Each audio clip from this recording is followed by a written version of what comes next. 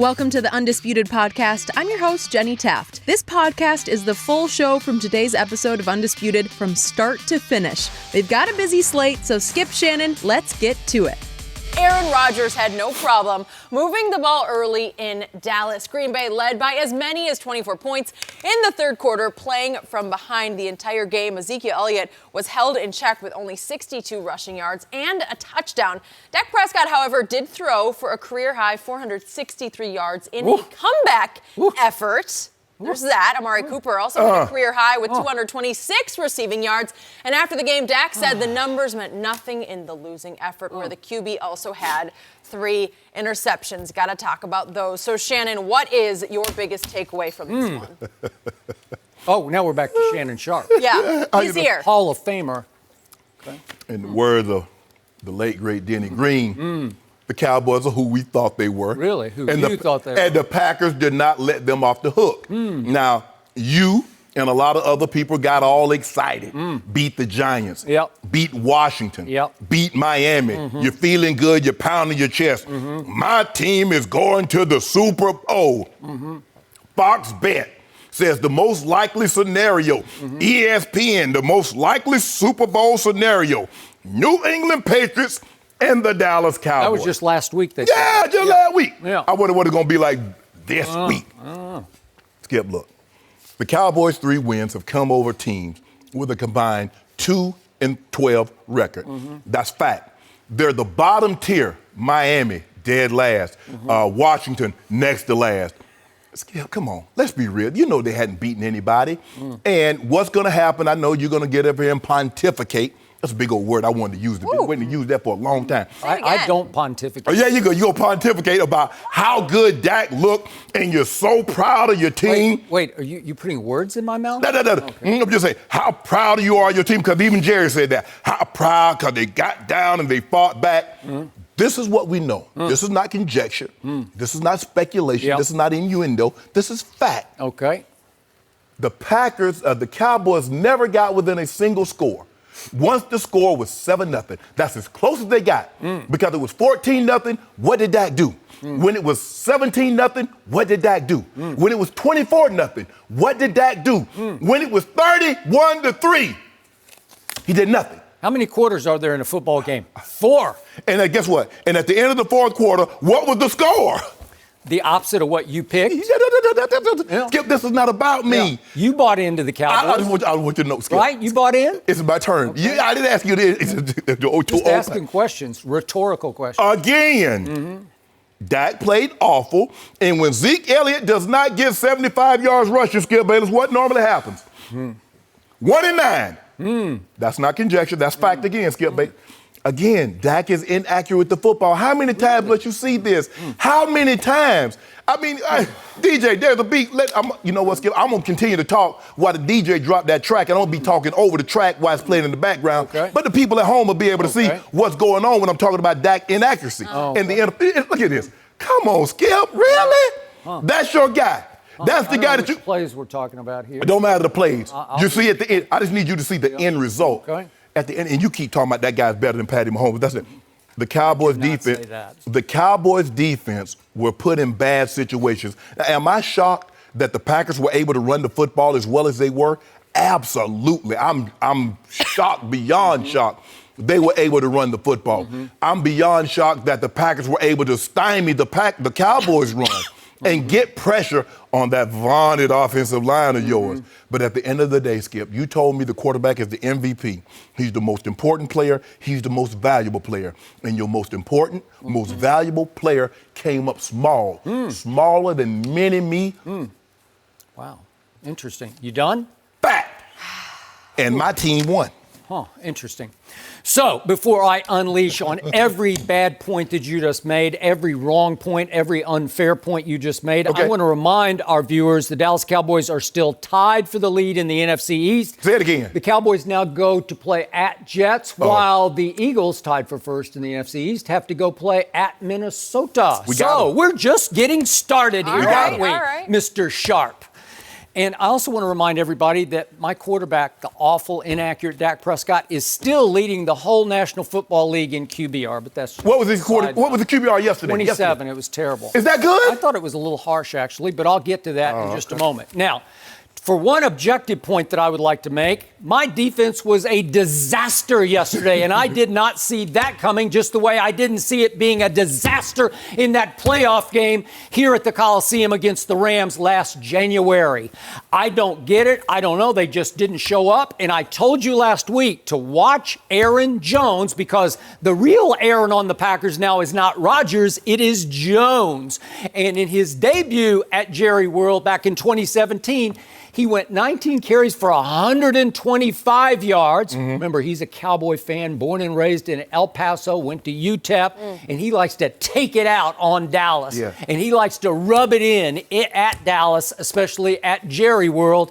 And yesterday he goes for 107 more yards, but worse than that, he caught 75 yards worth of passes. He destroyed my defense. And if you could please put an APB out for DeMarcus Lawrence, the $100 million man who had one tackle. Where did that? And Robert Quinn, you were raving about Robert Quinn. He had one tackle. They had no sacks.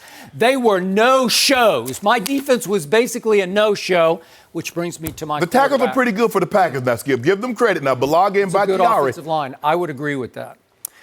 This brings me back to my quarterback. My biggest takeaway from that game is I'm just so glad that Dak Prescott is my quarterback. Me too.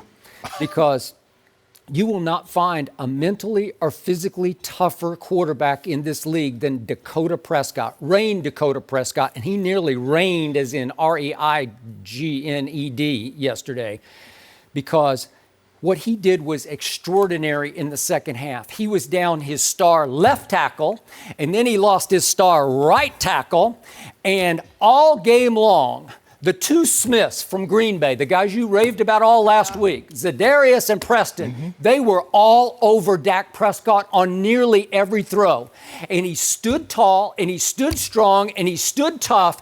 And would you believe in the second half, the guy who can't throw, the inaccurate Dak Prescott that you just ridiculed, threw for 329 yards. Think about that, 329 in the second half. And you know what? He came within one bad call of pulling off the greatest all-time regular season comeback in NFL history. Cowboy history. No, NFL. I'm talking about NFL. You can go look this up. They were down 31-3 late in the third quarter, and they were on a roll and on their way to the greatest comeback ever when this play happened. And the down and distance, it's 1st and 10 at the 34, and they had just held Aaron Rodgers, forced him into another bad series, 4th and 20, another punt. It's 31-17.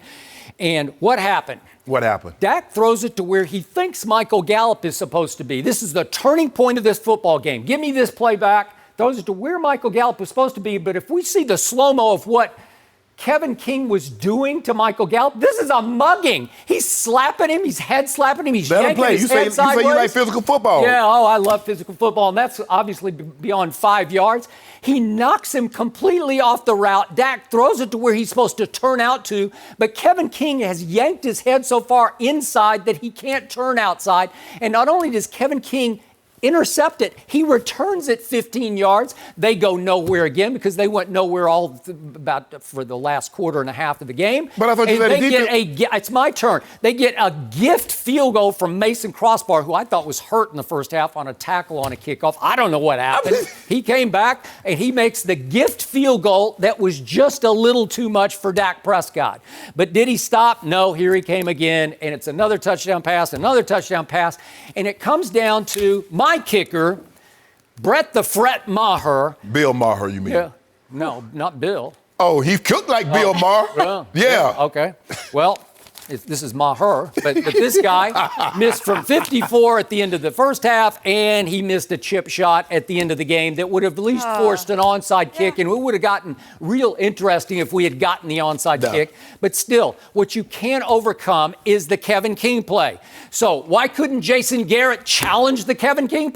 because he had already wasted a challenge in the middle of the third quarter on an Anthony Brown play where Anthony Brown clearly fouled Valdez-Scantling. It was just absurd. Thank you. And Jason Garrett started jawing with the head referee, and then he said, okay, I'm going to throw the challenge anyway. Skip, the official says, look, he told him. He pushed him before he got there. He just you don't think throw the challenge it? Well, challenge it. And Jason Garrett says, okay, and out of spite, he blows the challenge that could have saved the game for Dallas. Because then at the end of the third quarter, he had to challenge an Amari catch that clearly he got 2 feet down. Right. Sure. So now you're out of challenges. So now you can't save the game, and you have to eat the gift field goal that you just gave them off the bad call. And I'm convinced that the referees had it in for Jason Garrett at that point. Skip. Well, I'm serious. After a while, he starts to get on your nerve, on your psyche, to where you just kind of look the other way and say, just let him play on that. Skip, I'm convinced now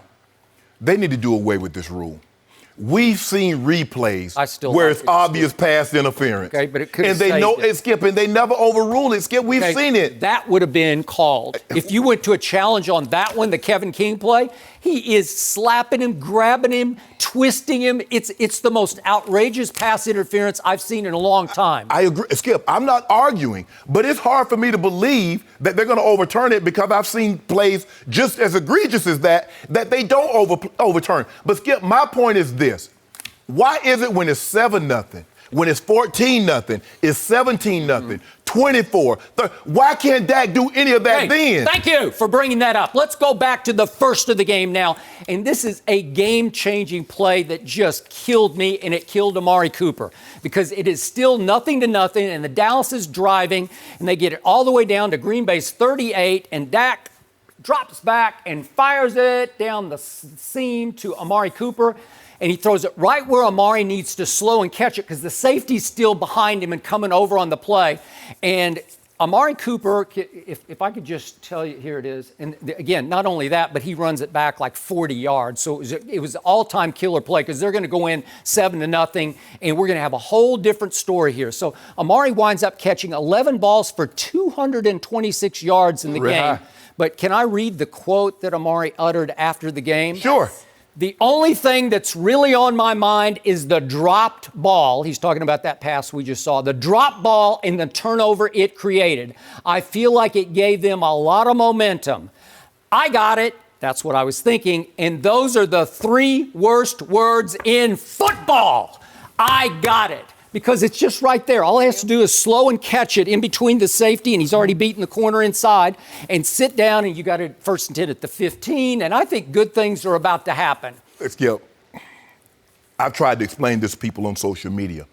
I believe the two most difficult catches to make in football are the one that's over the shoulder because you lose it in the blind spot because it drops over your blind, because it drops in your, unless you track it all the way, and very few people do this.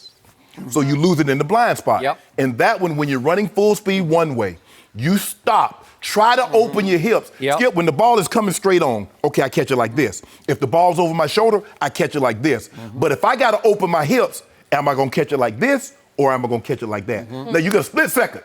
Okay. How am I going to turn my hands and catch it? Now, that's back-to-back weeks. We've seen this. Yeah. At what point in time does Dak realize these guys running full speed one way, it's very difficult for them to open their hips and make that play. Okay. That's twice in a row, Skip. It was easy. He got both hands on. All he had to do is slow up because if he throws him wider, Darnell Savage is going to blast him. No, you have to throw it right in the slot. Skip, if he hit it, look at this. He going to split the seam. He's gone. No, he going to split it.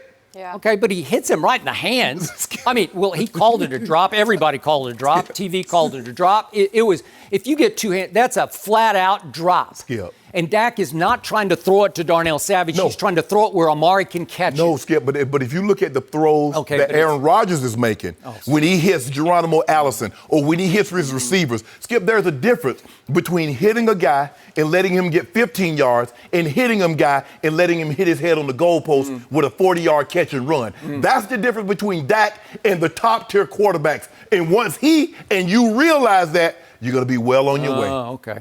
Well, he only threw for 329 in the second half. I have no idea. It's impossible. You can't throw, but you threw for 329. Now let's look at the next play that could have changed this game, because in the next Cowboys series, it's 2nd and 15 from the 17, and Amari's got the demon in his head about, I dropped that ball. I shouldn't have dropped that ball, and it's eating at him. And now what happens? What happened? He goes in motion, then he runs a little pump and go on Jair Alexander, and it is a sweet throw. It's a touchdown throw.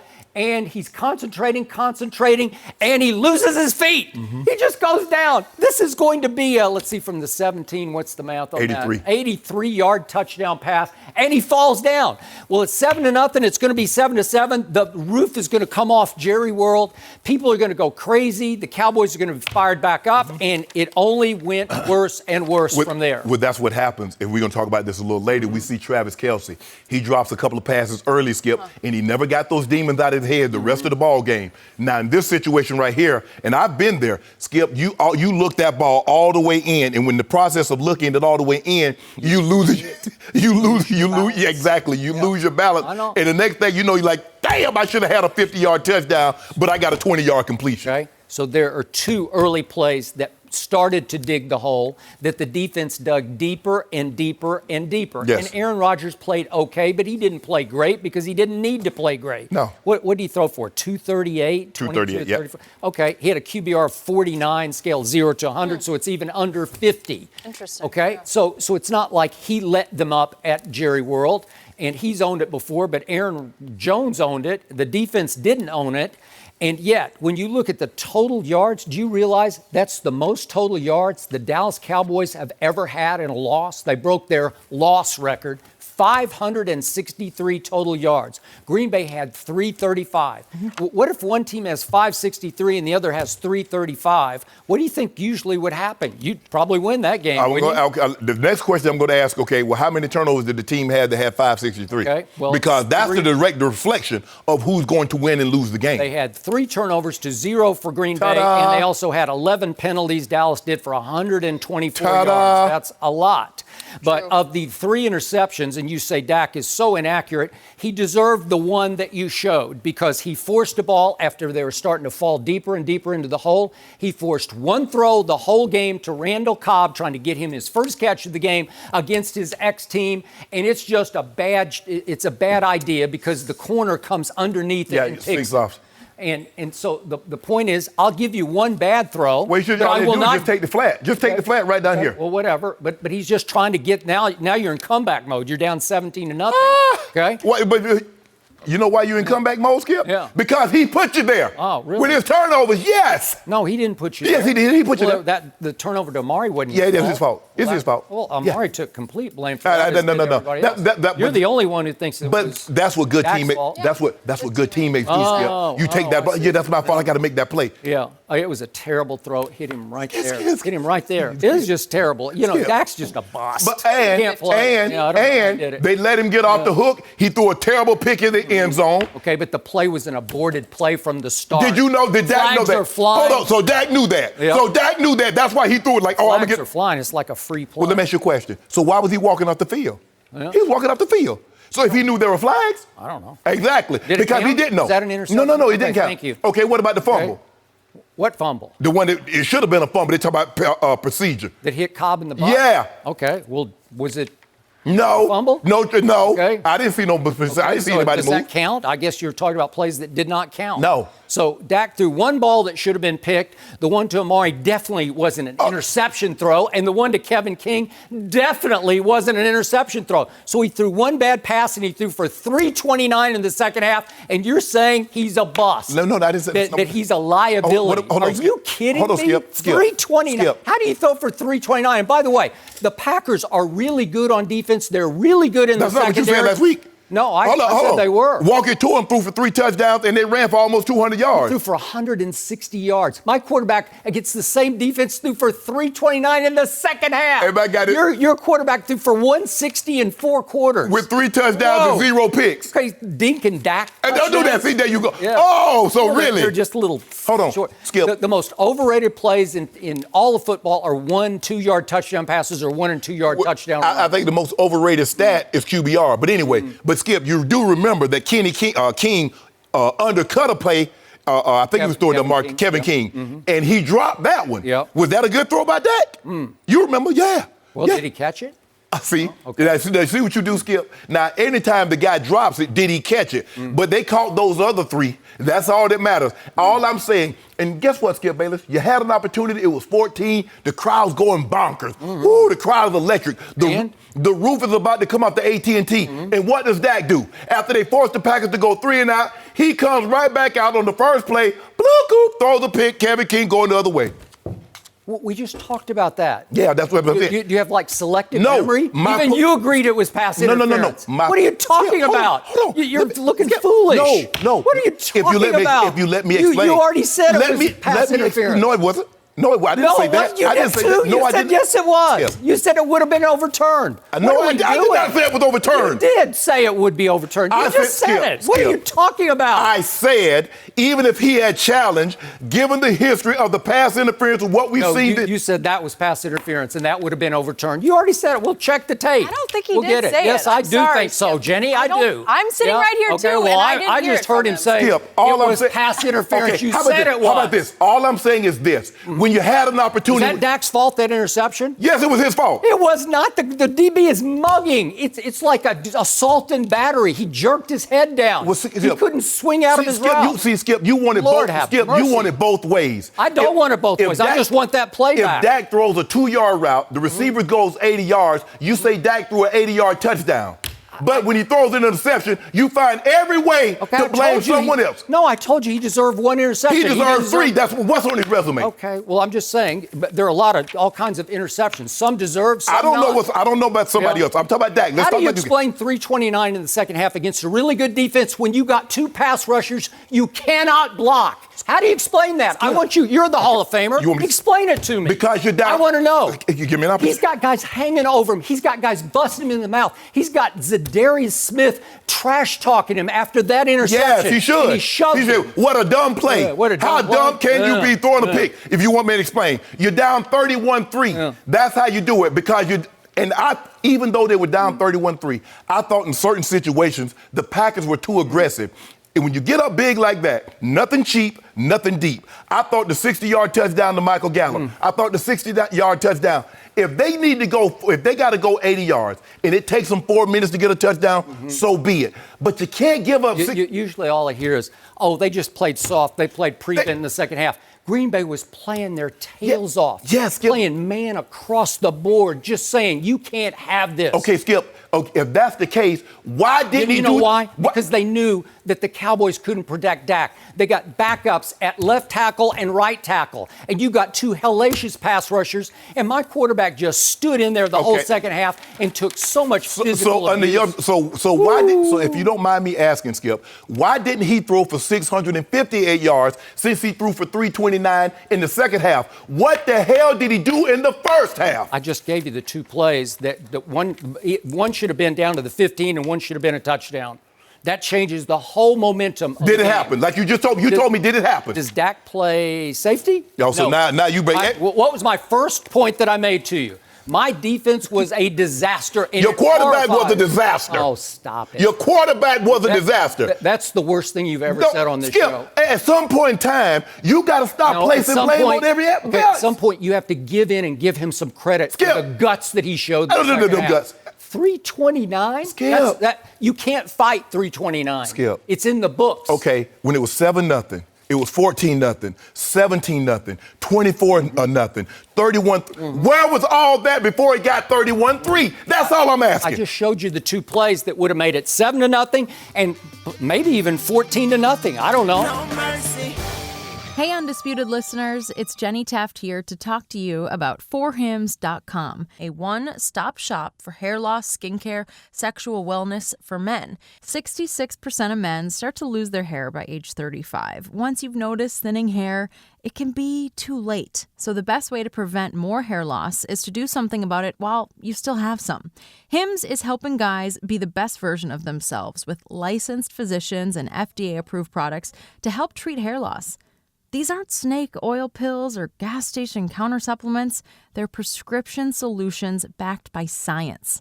For Hims connects you to real doctors online. It's completely confidential and discreet. Just answer a few quick questions, and if a doctor determines For Hims is right for you, they can prescribe you medication to treat hair loss that is shipped directly to your door. Order now. My listeners can get started with the Hims Complete Hair Kit for just $5 today, right now while supplies last, and subject to doctor's approval. See website for full details and safety information. This could cost hundreds if you went to the doctor or a pharmacy somewhere else. Go to forhims.com/undisputed. That's FORHIMS.com/undisputed. forhims.com/undisputed. No mercy. The Colts may have helped reveal the blueprint for stopping Patrick Mahomes in their 19-13 win over the Chiefs. Indy held KC to only 13 points and allowed only one touchdown from Mahomes. The defense also sacked Mahomes 4 times. He had only been sacked 3 times all season heading into that game. And afterwards, Mahomes talked about how the Colts slowed him down. Take a listen. They played good defense. I mean, they played man coverage. They rushed with 4 people, and they found ways to get pressure and to cover long enough. And so, for us, I mean, Detroit did it last week. New England did it in the playoffs. I mean, we're gonna have to beat man coverage at the end of the day, and we got the guys to do it. All right, Shannon, what did last night tell you about your guy, Pat Mahomes? He's tough. He was under duress constantly. And what we saw, Skip, last year, they were a different team, especially at this point. They had Kareem Hunt. They were 6th in the lead in rushing, and I think when Kareem Hunt got suspended, Skip, I think he was, if I'm not mistaken, he was the NFL's leading rusher at that point in time. I saw, and then everybody saw that watched the game last night. They saw Pat Mahomes make throws that no other quarterback currently playing right now can make. But even that being said, is not enough. Patrick Mahomes explained they played man coverage. And this is not a blueprint. This is not anything new, Skip. We saw it firsthand in the Super Bowl. The Giants, the Patriots had the number 1 offense, high flying. They rushed 4, could drop 7 in coverage. You don't give up the big play, and you make them go the long way. And, Skip, we do a lot of talking. Cowboys offensive line, the Eagles offensive line. But the best offensive line in football, I watched it last night, the Indianapolis Colts. Skip, they're good. They can do it all. They can run block. Man, Quentin Nelson, Costanza, Kelly, those guys, they're the real deal. Marlon Mack ran hard. Skip, when you possess the ball for 37 minutes and you only let the home team have it for 22, and what happens, Skip, you start to get antsy. And I give Pat Mahomes a lot of credit, Skip. He still didn't force any throws. He didn't put the ball in harm's way. But Kansas City's defense is worse than what it was last year because now not only can they not get after the passer, they can't stop the run, which puts them in situations they got to catch because you got to be slow to react, Skip, because if you run upfield, guys are just going to gas you. They got one playmaker on that side of the ball, the defensive side of football, and that's Honey Badger. If he doesn't make a play doesn't get made. But give the Colts credit to rush 4, to play man coverage with that speed, and they say, you know what, we're not going to give you the deep, we're not going to give you the big play. We're not going to let the crowd get into it, give you a 60, 70-yard touchdown. We're going to make you go the long way. We don't believe you can run the football, and we can stop that with our front 4. But we also believe we can get after you, Pat Mahomes, with our front 4. Give them credit. Now, Andy Reid, you're going to have to go back to the drawing board. You're going to have to find a way to protect this man because I don't care how good and how gifted he is. If you can't protect him, you can't win in this league. Your quarterback is the most important asset. If you can't protect him, you don't win in this league, no matter who the quarterback is, no matter who he's throwing to. So, Shannon Sharpe, I want to remind you the team you picked to win it all. Yes. Kansas City Chiefs. I did. Lost at home last night on the solo NFL stage on Sunday Night Football. They did. Lost to a mediocre team at best, a team that got wiped out at home by the Oakland Raiders. And they lost 19-13. So they managed only 13 points, did the all-world, all-universe Patrick Mahomes, your runaway Super Bowl MVP, against a defense that was missing the all-pro linebacker Darius Leonard, who just took over the league last year. Right. and they were down. The Colts were Malik Hooker, one starting safety, and Clayton Gathers, the other starting safety. So Mahomes is throwing against a defense that's down 3 of its best players. But Skip, I didn't mention anything about Tyreek Hill, Sammy Watkins, and Eric Fisher. Right. 3 of their best players being out. I don't make excuses. You play with who you have, and you try to win with that. They didn't get it done. 13 total points. That's it. And what were the possessions? 10 points on 5 possessions in the first half, and that doesn't count the kneel down at the end of the half. And then only 3 points on 4 possessions in the second half. Not good enough. 4 of 12 on third down. 1 of 2 on fourth down. Not good enough. No, not nearly good enough for Patrick Mahomes. So his QBRs have plummeted the last 2 weeks, all the way down to 77 at Detroit. That scale 0 to 100. And then last night was a 58 at home against this injury-riddled Colts defense. I don't know. I saw one great throw. I saw a rollout escape. If we could see that one play, there's probably nobody in the league that can make this throw. No. Maybe Cam could when he was healthy, but watch him escape right. And I thought he was sacked, and then he's not sacked. And then on the run, he just throws it crossbody to that kid Pringle, just some undrafted rookie free agent from Kansas. And that's a touchdown. Right. And I thought, here comes the onslaught. Nope, didn't. And that, I'm going to remind you that the Indy defense had been porous against the run. Coming into that game through 4 games, Indy's defense had given up 133 rush yards a game. It was ranked near the bottom. What did Kansas City do to it? Nothing. 36 rush yards. Right. So, again, what's the oldest cliche in football? Running game is the quarterback's best friend. Well, so he didn't have a best friend last night. Well, Skip, they haven't been able to run the football quite as effectively as when they had Kareem Hunt. Yeah, they got LaShawn. Yeah, so. Skip. Okay. If LaShawn was like that, Buffalo would have never let him go. Guys, especially if guys are a problem, we can understand teams getting off of them. But normally when guys can play, teams are not just letting them go for no reason. Buffalo is not in the position of letting guys go. Buffalo is trying to get to the playoff for the very first time in a long time. Well, I think they got there 2 years ago. I think they Tyrod got them there. But before then, it was 99. Skip, Buffalo's not in a position of getting rid of really good players. We know LaShawn is. Kansas City picked up LaShawn because he's familiar with Andy Reid's offense. And so going out and finding another back that's going to be familiar with the offense was not likely to happen. Okay. But if you can't, Skip, at the end of the day, even if they couldn't run the football, if you can't run the football and you can't protect your quarterback, you got no chance of moving the football on offense. And you see, Skip, they were bringing 4 and getting pressure. Now, he already had injured his ankle, and then backed up in the end zone. They backed the tackle up of him, and he ended up stepping on the ankle. It shows the guy's tough, but I don't care how tough you are. If your guys can't get open against man coverage and they only rushing 4, and your defense can't stop anybody, Skip, their defense is terrible. The defense is worse than what it was last year, and we thought, because you remember they got rid of the guy Justin Houston, who was on the Colts last year. On the Chiefs. He was on the Chiefs. He's with the Colts now. D Ford, he's in San Francisco, and Alan Bailey, he's gone. Their top 3 sackers are gone. But they're gone because they wanted to start fresh because that wasn't good enough last year. And it's worse. It's even worse this year, Skip. And now, I don't know how long Sammy Watkins' hamstring he's gonna be out. We don't know when Tyreek's gonna come out, but Eric Fisher's still gonna be out, Skip. I'm thinking he had sports hernia surgery, so you're talking about what, another 6 weeks? Maybe. And then when he comes back, he's got to build that strength back up. So we're talking about he's gonna be at least half the season, maybe a little longer. So, Andy, this is what you got. You're gonna have to find a way to run the football to take some pressure, because I don't care how good your quarterback is. And Tom Brady was the MVP that season.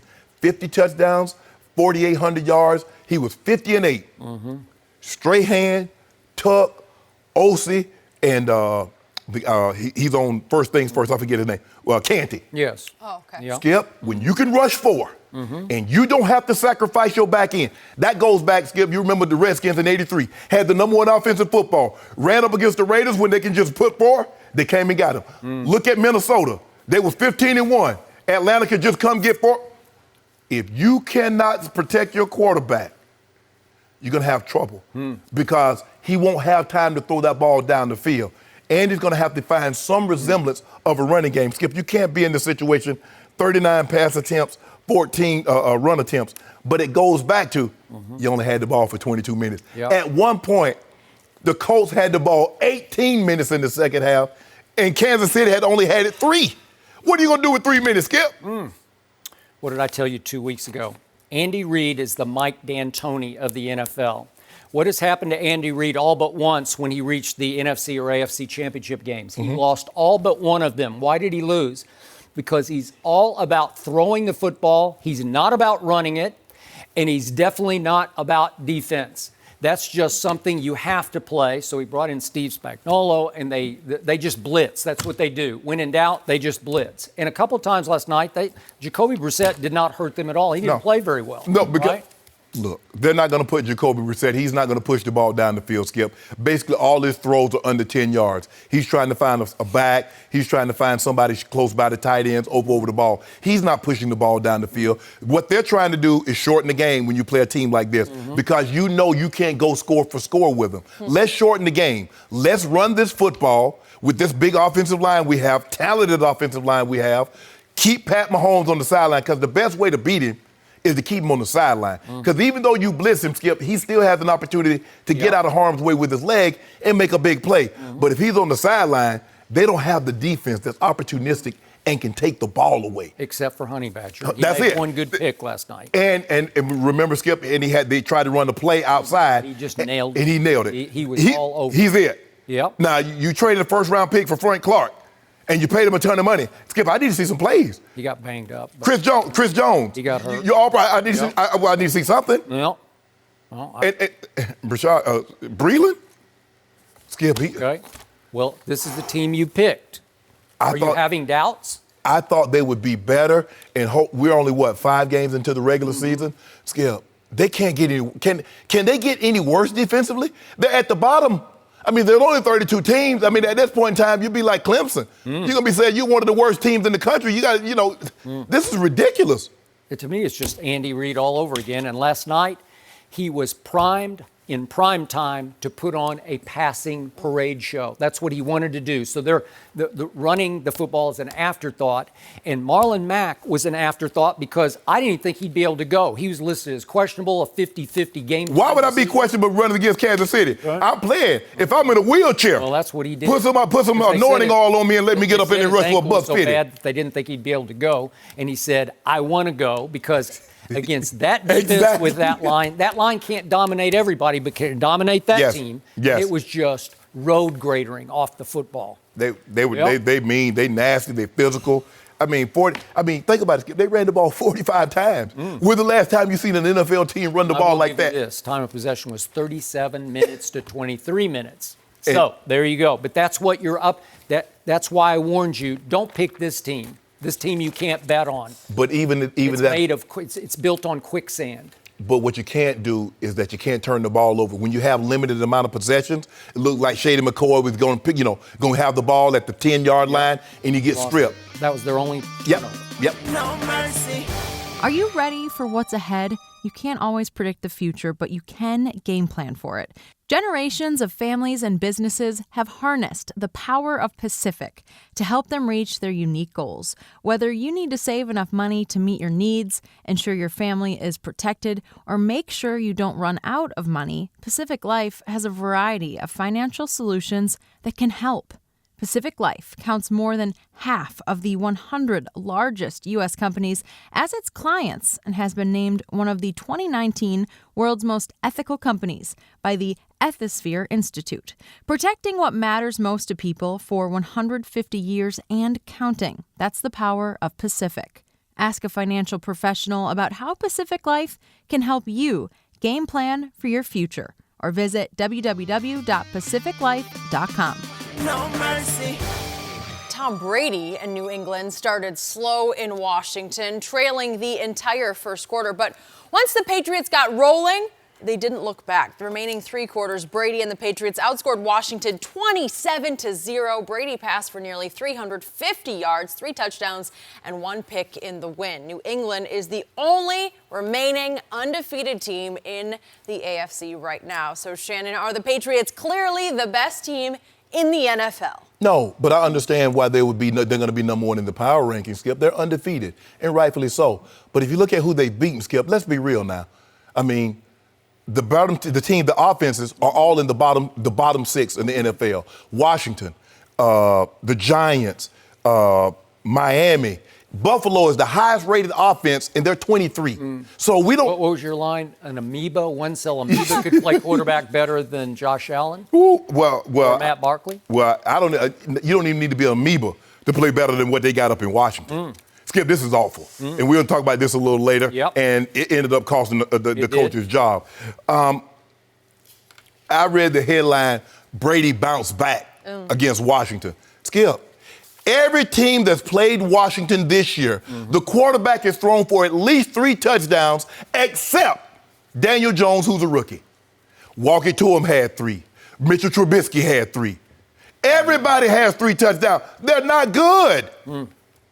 The defense, I want to say they're good, but I don't know if they're good or bad, Skip, because when I'm looking at defense that's 32nd, 31st, 30th, 23, 28, how do I judge that? I can't judge that based on that. But the thing I can always say about you can hang your hat on the Patriots. They never play down the competition. They're going to play their brand, their style of football, no matter who they play. They do what they do. Stop us. Okay, you stop at the run game today? Okay, Brady, we're going to need you to throw for 3 bills. Okay, you playing coverage. You dropping everybody back. Sonny Michel, Burkhead. I'm going to need you to run the ball. James White, you're going to sprinkle a little of you in here too today. That's what they do. But, Skip, they're undefeated, rightfully so. But it's hard for me to really assess just how good they are, given I'm trying to figure out what other team that could play these teams and not be undefeated. The only one, give Buffalo, because I think Buffalo's defense is legit. Buffalo's defense is legit. But their offense, Skip, leaves a lot to be desired. So I'm going to give them credit for 1 win. Buffalo, New England going to Buffalo and winning that game, that's worth 2 points. But the rest of that, nah, they get nothing from me, Skip. So here was the great irony of what I saw yesterday. I watched all of the Patriot game, and I thought in the first half, Tom Brady looked awful. They could not protect him. They could not run the football a lick. And there were 3 drop passes, and he's throwing to tight ends named Izzo and Lacoste down from Gronk. Gronk down to Izzo/Lacoste. And Josh Gordon looks now like a tight end to me. Seriously. He's huge. I think he's as big as you were when you played. Yeah, he's bigger than me. He might be bigger than you were. Yes. At that point. What'd you go, 225? Yeah, 228. 228. He's got to be 235, 240, Skip. Boy, he just looks so big in the proverbial piano on back. but he's like a possession receiver, and Brady missed him once early, and then later Brady had a pass in the red zone where he was under duress. He was running for his life most of the first half, and when he runs for his life, it looks uglier than that combine 40, right? Yeah. We could see that one pass that he threw in the red zone. I was just like, Tom, what are you doing? He just throws it up for grabs. I think he was trying to throw it away, and it's just like, how stupid is that? That's Tom Brady because he's about to get crushed, obviously. But Skip, yep. And you're seeing this. Bad idea. Yeah. Tom does not want to get hit, Skip. Well, who would? No, but I'm saying, especially Skip, at 42. But I'm saying, Skip, he's starting to flame. I mean, you see a lot, especially the first half. You saw a lot of that. Okay. So guess what? Tom Brady wound up yesterday throwing for 348 yards. That's pretty good, right? I mean, that sounds like a typical Brady game. Yep. And the final score was 33-7, which sounds like a pretty typical Patriot game. After 1 quarter, they were down 7-6, thanks to that kid, that undrafted kid, Steven Smith. What was Sims. He got loose. Broke 100 tackles. Yeah, he broke 100 tackles up the sideline. Yeah. That's when Ernestine knocked on my door because she was watching the other room. She said, "What are they doing?" Really? She was watching. I said, "You're watching Tom Brady's game?" She said, "Yeah, I'm kind of into it." And I said, "Well, not much. Just a big breakdown. I don't know." But the final score was 33-7. And at the end of the night, when all the smoke cleared, the Patriots are unbeaten and have a 1-game lead over your Chiefs. Yep. So they got a leg up. And I look down the schedule and I say, I don't know, they got a tough game at Philly, but still, could they win at Philly? Sure, they could. Absolutely. Could they go 16-0 with a flawed football team? Sure, they could. Look down their schedule and tell me a game that's just a big L for sure. They're going to be favored in every game. Yeah. Maybe the Philly game probably be a pick 'em. And if Philly is favored, they're going to be favored by 1.5, maybe 2. Remember what Philly's Achilles heel is. Their secondary is not very good. And Brady's going to go in there remember what he did to him in the Super Bowl. He threw for a playoff record 505. I know that was 2 years ago, but they're no better now. In fact, they're worse in the secondary than they were. But I don't believe he has the arsenal. Okay. He's not bringing. Right now he's not bringing Gronk and Skip for all that. Chris Hogan. Chris Hogan was unbelievable in that Super Bowl game. He was. So yesterday, Tom Brady was throwing 9 targets to Edelman and 9 targets to James White. That's what you got. You're throwing it to a little wide receiver and a little tiny running back, right? And when you throw in, he threw 3 to Sonny Michel and he threw 1 to Brandon Bolden. But Skip, a lot of their offense flows through the running back. He throws screens. He'll throw option routes to the running backs. He tries to get the back. The running back on the linebacker where he'll swing him up the rail. So he does a lot of that. This is not an anomaly where, he threw that many. He threw 15, 16 passes to the running back. No, he normally throws a lot of passes to the running back. They're not trying to throw the ball over your head because they don't have that type of receiver. Now, with Antonio Brown, I think that's why Tom got so upset. He for the first time in a long time, I'm about to have me a guy I can throw over the top. I got a weapon. Yeah. A real bona fide weapon. I got me a little Randy Moss here. I can go over the top. Yeah. These guys, Skip, everything is 15 and underneath. Whew. So they still win 33-7 because Sonny Michel started to get on track in the second half. He got out of the doghouse into the daylight. Right. And he was running to some daylight. And I think the Redskins were starting to quit on Jay Gruden, who no longer has his job. And Sonny went for 91 total. So they had a semblance of a run game. So now they got to come right back on Thursday night at home against Danny Dimes, who got a little bit exposed. He looked like a rookie yesterday. Yes. Against the Vikings. The Vikings are really good on defense, right? Yes. Okay. A little exposed. Okay. So here we go. Even first cousin. He might be somebody's first cousin, now, Skip. Okay. Just something to celebrate. Well, do you like the Patriots against the Giants? I kind of like the Patriots. Yeah. This is not Eli, Skip. This is not Eli going in there. You remember what, 7-8 years ago? Maybe they should reinsert Eli. Eli win that game. Oh, Eli the Patriots slayer. That would be an interesting switch, wouldn't it? No, they done. They moved on from Eli. Moved on. But here's to your point, the defense is first in yards allowed and first in points allowed by like a world. Yeah. Because they've allowed 7 a game. The Bears have allowed 14 a game. So they're a touchdown ahead of the Bears. Yes. But to your point, they have played nobody. No, seriously. No. They have played nobody. No. And they have shown. But Skip, I think the thing of a good team is that when you play no one, you make them look like no one. They still look like a dominating defense. Yeah, that's what you do. You make them look like no one. So do I think they have a shot at going 16-0? I know it's almost impossible, but yeah, I give them a shot. Do I think they're the best team in football? I do. Yes. I just do. Because by a long shot? No, but again, they're off to such a good start, and their schedule looks at this moment to be easy enough. It does. I just don't know. It's going to come down to, again, they got a 1-game lead over Patrick Mahomes. Yeah. He gets a chance for revenge on December the 8th at Foxborough on another, I think that's Sunday night game. Yep. No mercy.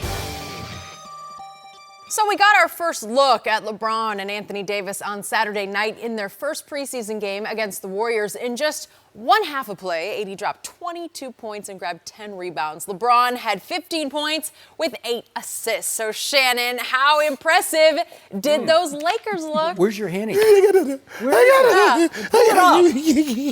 Here we go. That's what I want. I got it. Here we go. You skip it the preseason. And so I don't want to get too excited. I don't want to put anything in front of us. But damn it, I'm going to get excited. Okay. I like what I saw. You like what you saw too, Skip. Somebody heaving trouble on this, Skip. Let me put it back down here. Yeah, thank you. Jenny B don't want to take that home. Yeah, please hide that. Jenny from Minnie be on that Henny.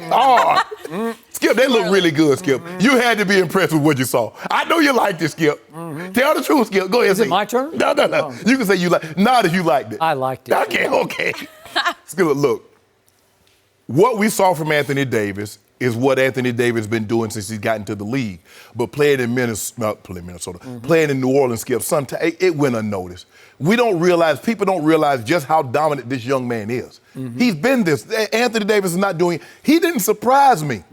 Now, I'm surprised how soon he and LeBron meshed, but I guess it goes back that they were friends before they got together. I'm sure they talked a lot of basketball.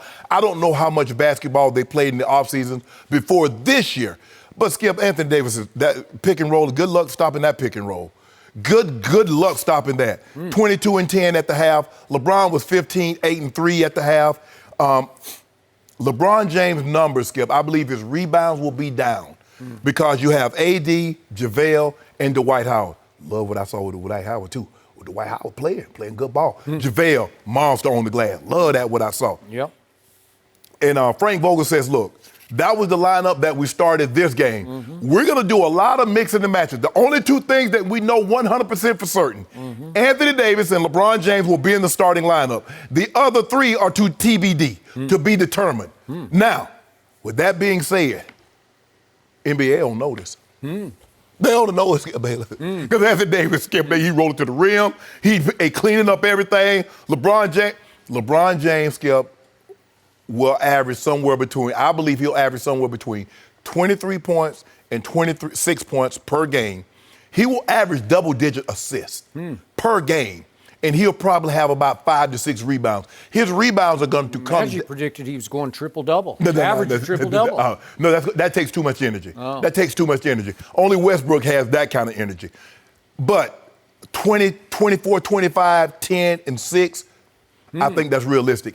AD might be somewhere around 28, 12, 28, 13. MVP? Yeah. What are you thinking? They're going to be close. Yeah. Them two guys going to be fighting out. Pick your poison. Yeah, them two guys going to be fighting for MVP? Them two guys going to be fighting out. Well, you know what, Bron? You know what happens if you have two guys on one team, they just cancel each other. They going to cancel. You know what? Bron got enough of the more thing. Let AD go and get that Let thing. AD, so now you're picking AD to be your MVP. AD going to be MVP of the league. Lakers will be your champion. AD going to be MVP of the league. Bron going to be MVP of the finals. You like that? Whatever you say. And you told me, hold captain. on. You're the captain? Yeah. Right. Skip, baby, you know what? You put it on. Put it on. I don't care. It's your day. Yeah.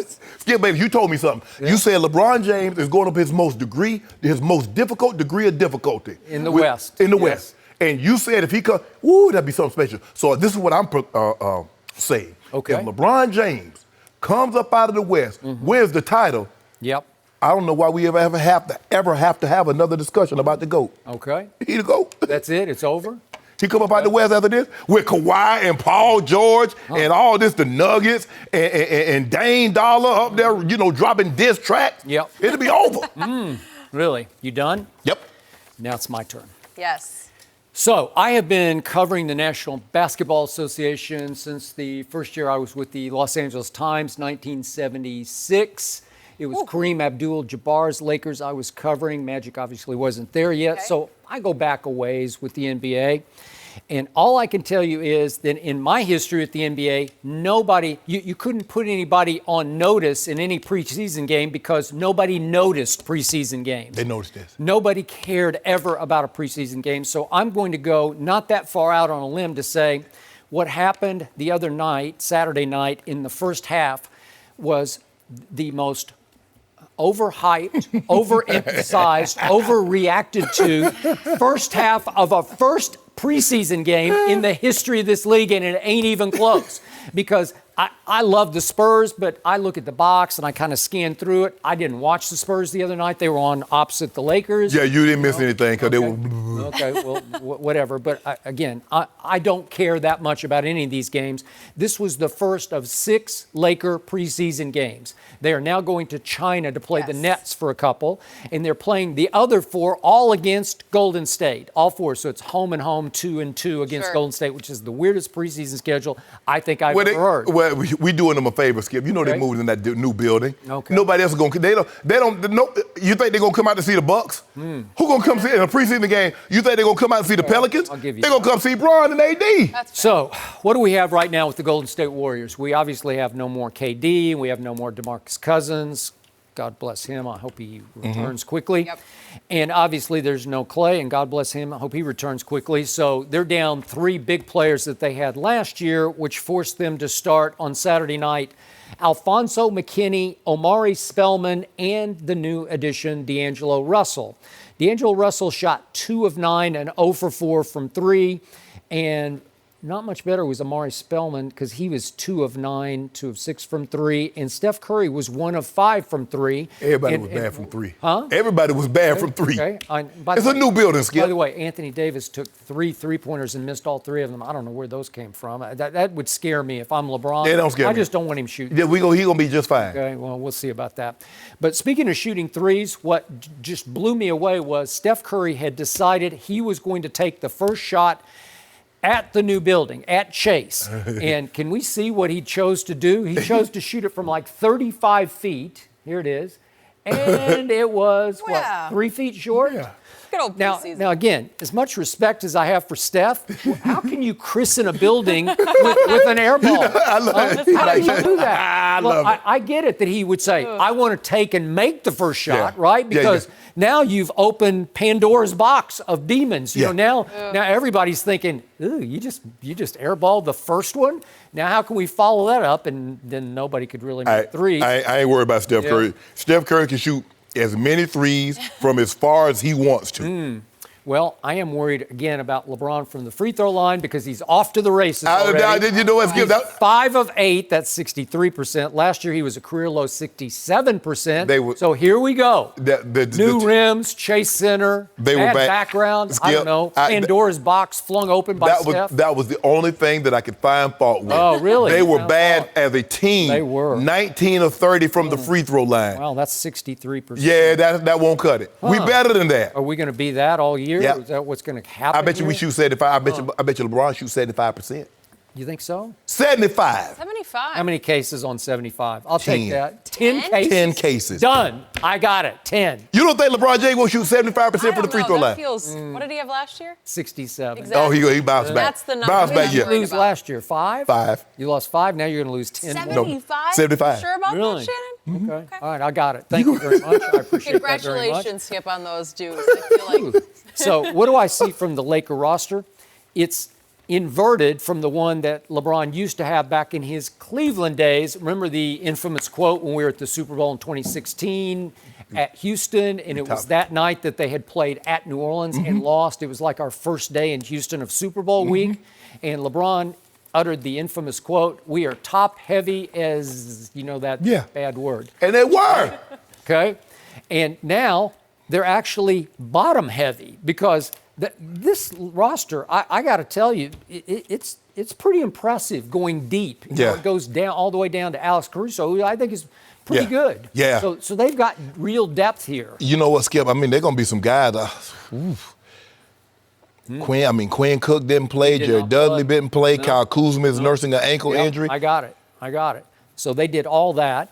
And what I wanted, I almost texted you on Saturday night, but I didn't want to bother you because I know you're deep in your hen at that point. But I just wondered, was there going to be a parade today in downtown LA? Yeah, I mean, seriously, they should just go ahead and throw the parade. That they were trending. It trended #1 in the U.S. all Saturday night. Yep. It took over from college football. Yep. Just took it over. AD, boy, there was a stretch right there, I think it was in the first. Yeah. Where AD was like, bam, bam, bam. Bam, bam. He was something, 9 of 16.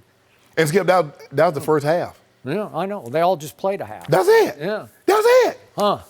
So it's over, right? That's it. Just a matter I of time. stand by what I said. Highest degree of difficulty in LeBron's career because he used to have cakewalks through the East. And then last year, the West wasn't as balanced as it is now because everybody switched sides and all of a sudden you got huge balance. And you got Utah making a new push with new acquisitions. You got Russ going to James Harden. And all of a sudden, we'll see about that. Smacking everybody. DeJounte Murray back in San Antonio. All of a sudden, they're just no easy games. You got to play these people multiple times. And again, this may be the easiest game they'll have all year.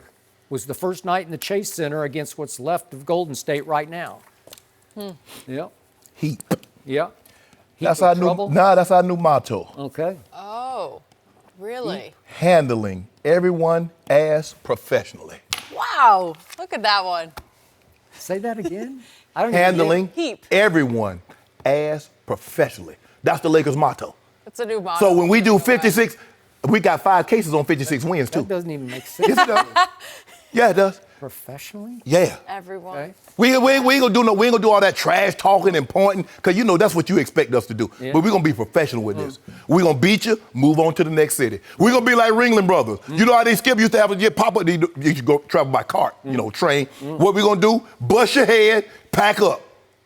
Go on to the next city. Circus goes to next city. It is a circus. Yeah, next city. And the best part of the circus will be the post-game interviews when LeBron starts saying, There you go. See, I thought he was better. You know, doing the skill. You always trying to start some dissension. It's not going to be that. But I give you this: they look good for the first half of the first exhibition. Yeah, right? my boy D-Lock gave me. LeBron's quotes were he had butterflies. Yeah, but he's nervous. Yeah, this is it. Nervous for the season. Are you the parade Just like master any today? other What year. happened was LeBron says, last year I got hurt. He did mention that. And got hurt. Well- My season kind of ended right here. Well, missed the playoffs. Well, at so Oracle, they were 20-14 when he pulled his groin, and they were blowing out Golden State then, and that was good Golden State. I think he right? doesn't have to go back there. And guess what? Gonna blow him out this time. Put an AD with man, AD a monster. I might have to get me another Monster. I might have to get me another goat mask. Really? I have 2 goat masks. Two I don't goat know if I Two can goat get another masks. right Now now. you have 2 goats Yeah. on the same team. Somewhere Michael Jordan is rolling his eyes. But this goat mask is gonna have some little horns, some little horns. He got them big horns like Braun. See, Braun get that old big horn. Big horn, yeah. No mercy. Aaron Rodgers got off to a good start yesterday in Dallas. The Packers led by as many as 28 points in the third quarter, playing from behind the entire game. Ezekiel Elliott was held in check with only 62 rushing yards and a touchdown. Dak Prescott, however, did throw for a career-high 463 yards in a comeback effort.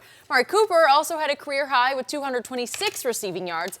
And after the game, Dak said the numbers meant nothing due to the loss and the 3 picks. We're now joined by Fox Sports NFL analyst Greg Jennings. Good morning. Good morning. Good morning, Greg. Good morning. Great day, Greg. Congratulations to the Packers. I'm glad you're here, Greg. I want to hear your biggest takeaway from that one.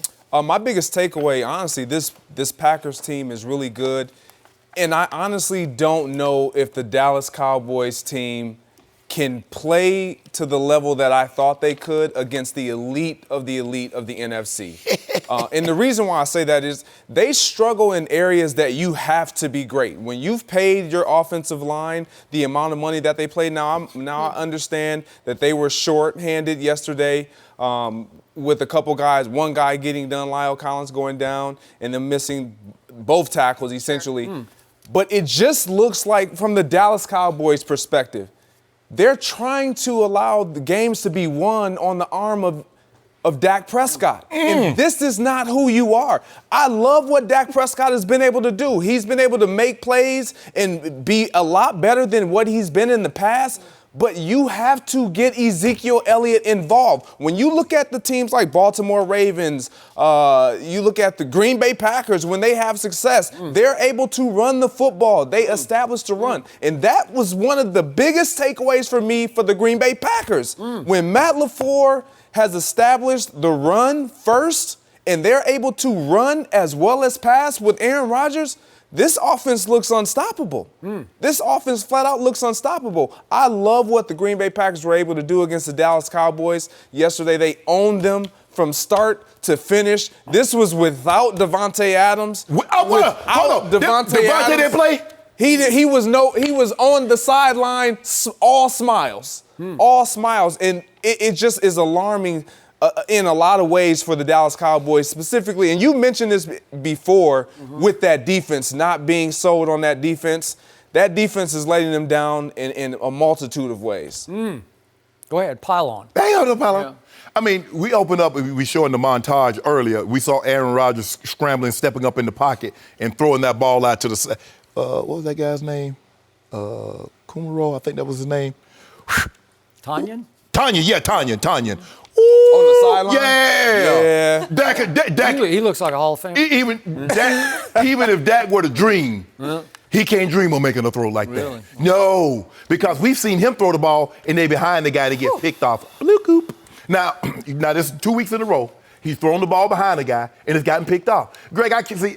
I was on Twitter yesterday trying to talk to guys, these experts, a lot of guys. I mean, I would think, they was like, well, no, Shannon did catch the ball for a living, so let me hear what he has to say. Wasn't that beneath you to be told? No. I thought you were in the Hall of Fame. I am. And so I thought that would give me a little bit more credit, too, but clearly, I think they think I went in as an offensive lineman. Because I'm saying, guys, you don't understand how difficult it is to run full speed one way, try and stop, open your hips up, and catch a ball that's behind you. Because when the ball is coming straight on, I'm going to catch it like this. If it's over my shoulder, I'm going to catch it like that. But when the ball is behind you, am I going to open my hips and catch it like this? Or I'm going to try to open my shoulders and catch it like that? And it's a split second. You got to make that decision. That's 2 weeks in a row you guys throwing it behind it. Now, you guys easily could have had 5 picks in that ball game. Now, but my question to you, he had 329 yards in the second half. What was he doing in the first half, Greg, when it was 7-0, 14-0, 17-0, 24-0? What was Dak Prescott doing? My turn? No, it's not your turn just yet. And granted, the hardest part for a defense, let me tell you what will gas a defense. Let a team go down the field and put a drive together, let's just say somewhere between 8 and 12 plays, and they get a touchdown. And your offense and their deep offense comes on the field, and then 2 plays later throws a pick. And that defense that just had a 12-play drive against them is back on the field. Guess what's going to happen? That's what you got Dak Prescott did yesterday. At some point in time, Skip Bayless, you're going to have to stop defending him. At some point in time, it's not Jason Garrett's fault. It's not Amari Cooper's fault. It's not the defense.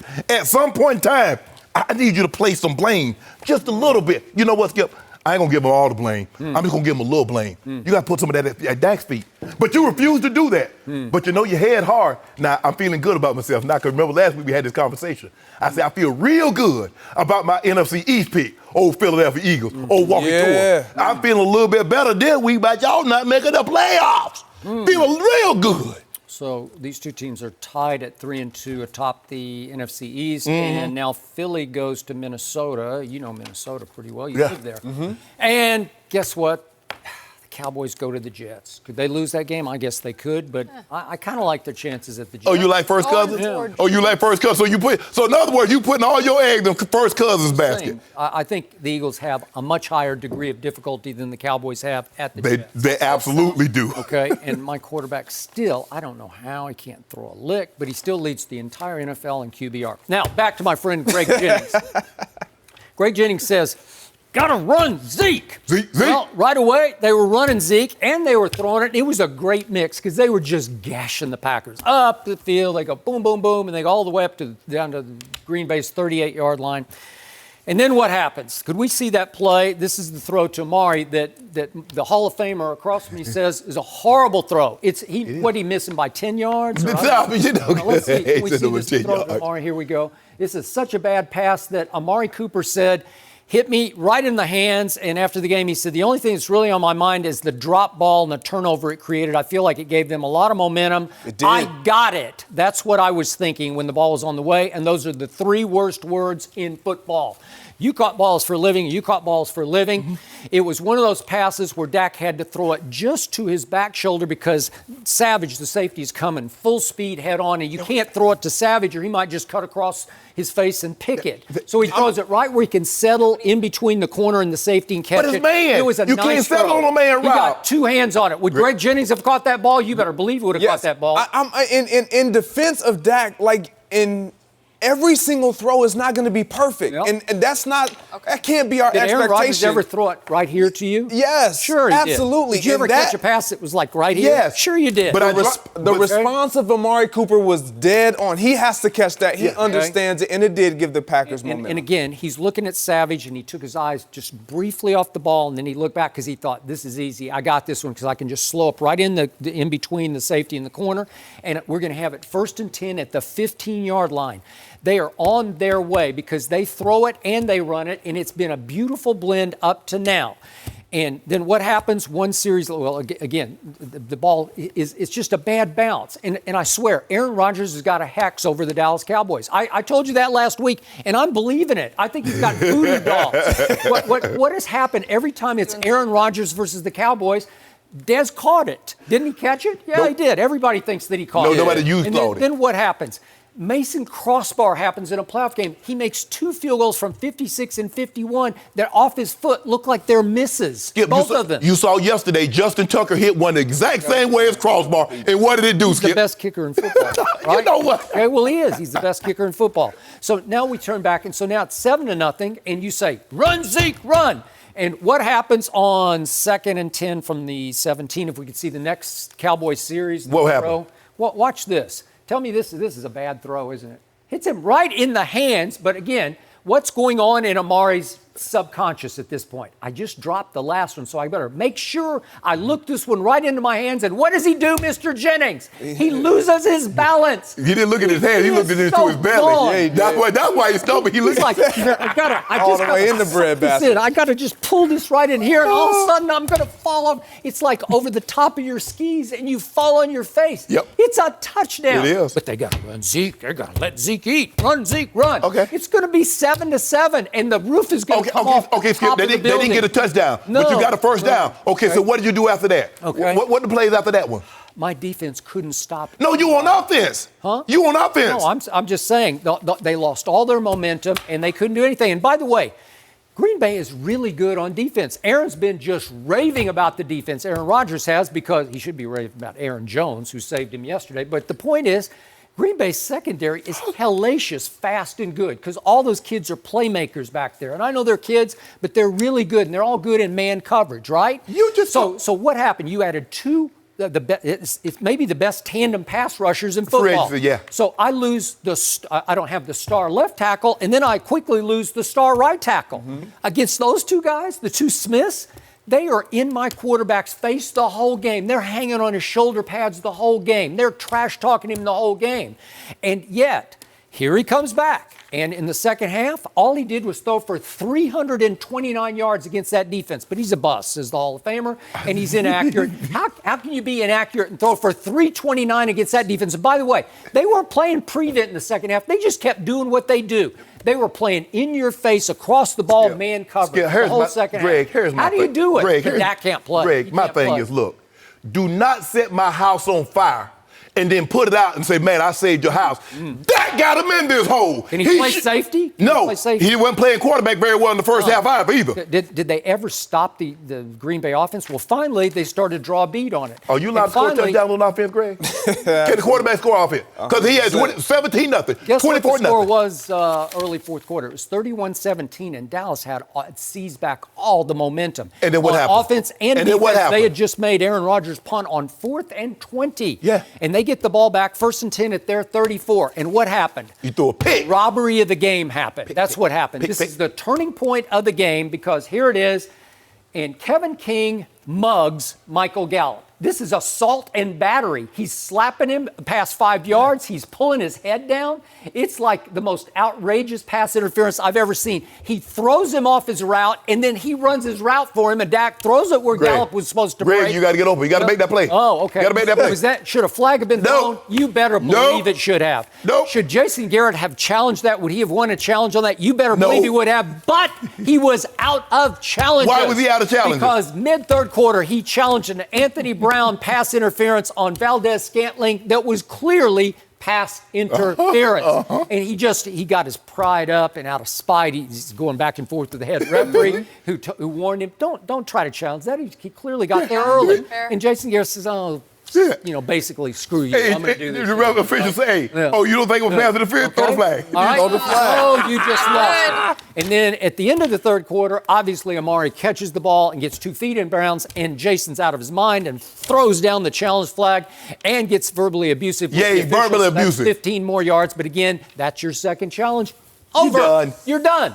So now this play happens, which completely breaks the momentum, because it's feeling like it's about to be 31-24. That's what it was feeling like. Well, they hadn't been able to stop him. It didn't feel like that. Oh, that's what. You got an interception. It feels like to me that, Greg, every time when it was down 31-3 or the big lead, Dak had that. But now we expect something. We get a chance to make this a one-score ball game. And guess what happened? The arm got shaken. Robbery happened. Aaron Rodgers' hex happened. Voodoo doll happened.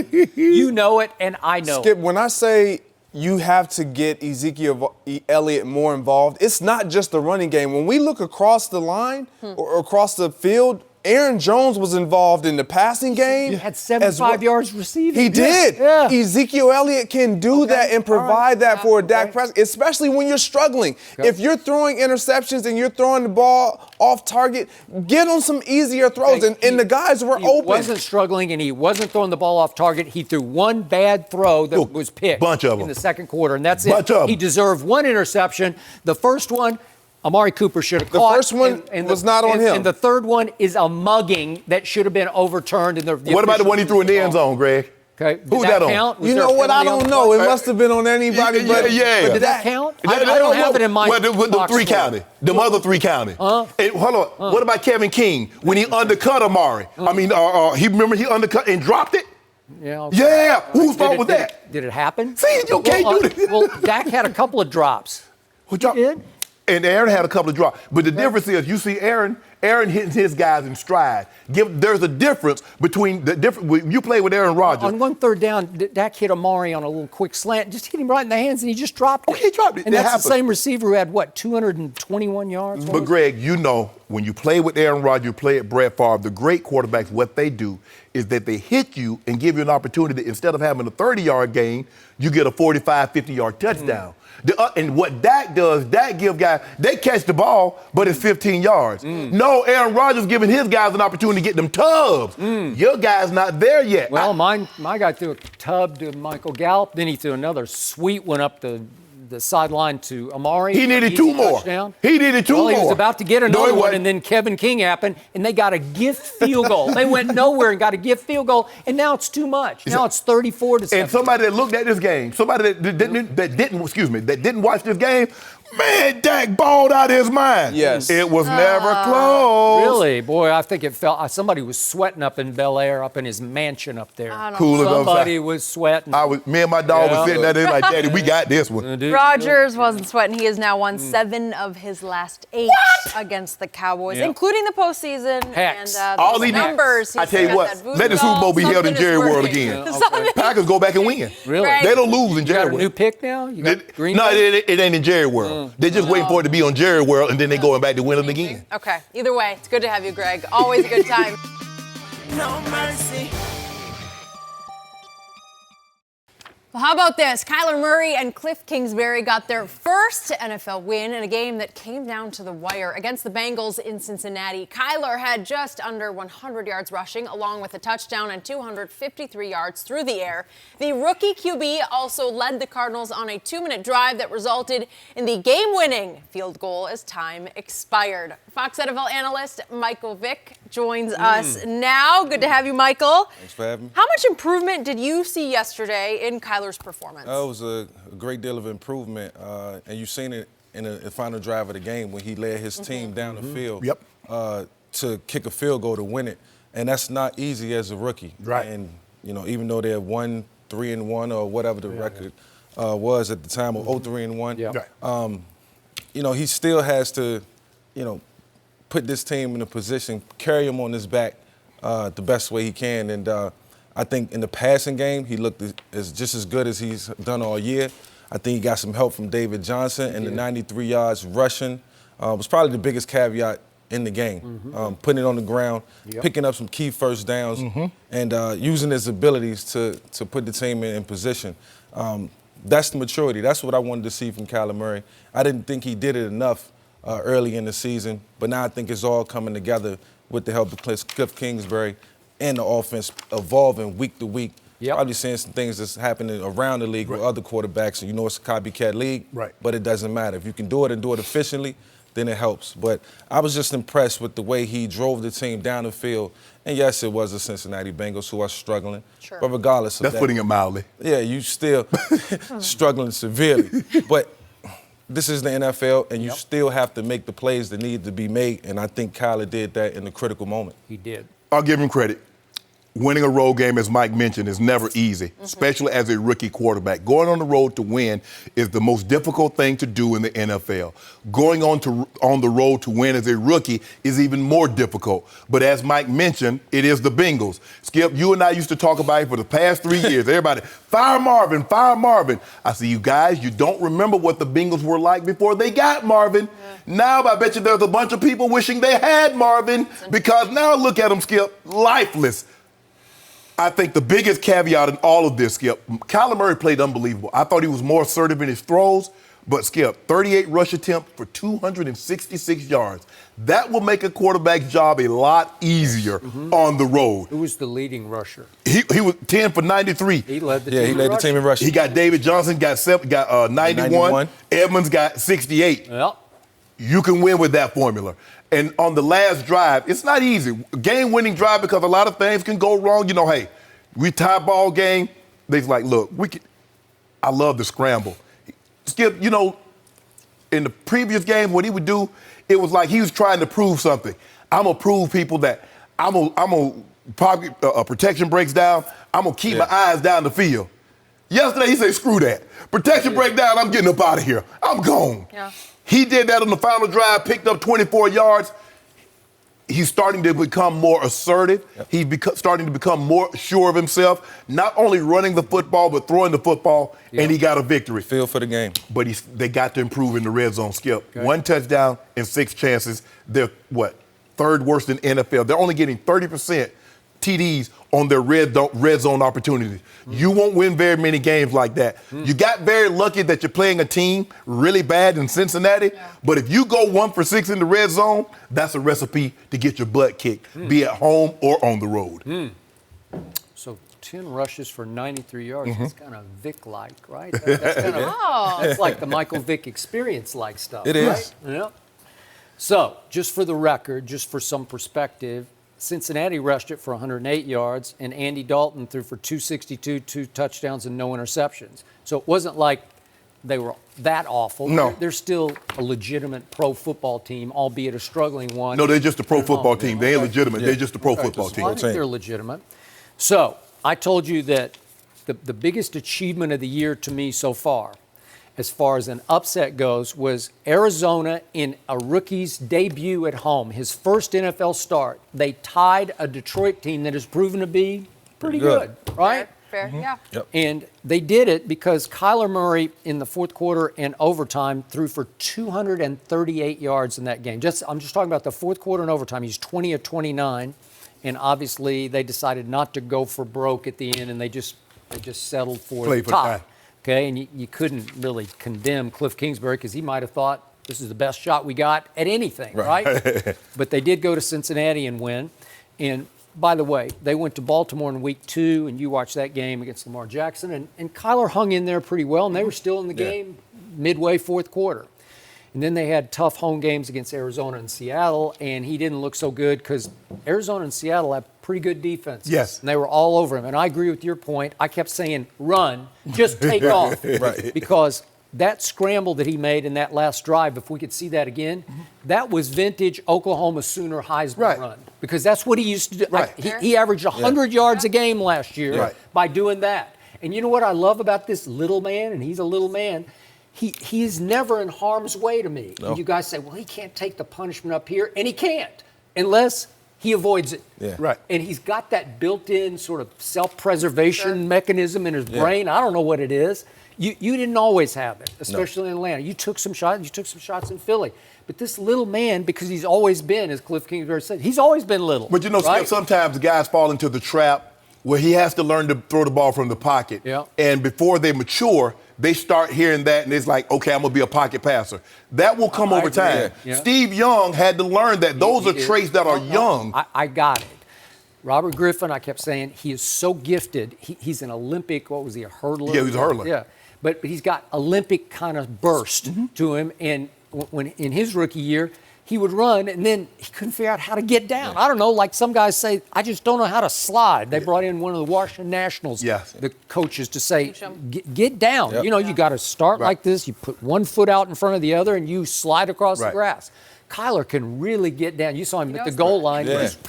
He's just gone. He's Russell like a Wilson disappearing. Yeah. Russell Wilson like that. But Skip, normally guys that slide are not that fast. They don't be running fast like Mike Vick. They don't run fast like a Robert Griffin III. Most baseball players I agree. don't got that kind of legit true. speed. No, that's Similar to Russell Wilson. I think if anything for Kyler, what he would look back at this game and see, and even if he watched Russell Wilson last week, which I hope he did, it was probably as good a job as a guy controlling the game, running the football, passing the football, protecting himself as I've ever seen. Okay. And I wish I could have done it like Rams that. game. But Yeah. if Kyler learns to play that way, he'll come out of this game learning so much more as far as what he can do with his abilities and how he can change the dynamics of a game, running and passing the football, always pass first, but then using his running abilities as an opportunity to keep the chains moving, keep the opposition off the field. He'll learn about ball control. And yet, don't tell me he can't throw at this level because that throw he made, if we could see it one more time to David Johnson in that final drive,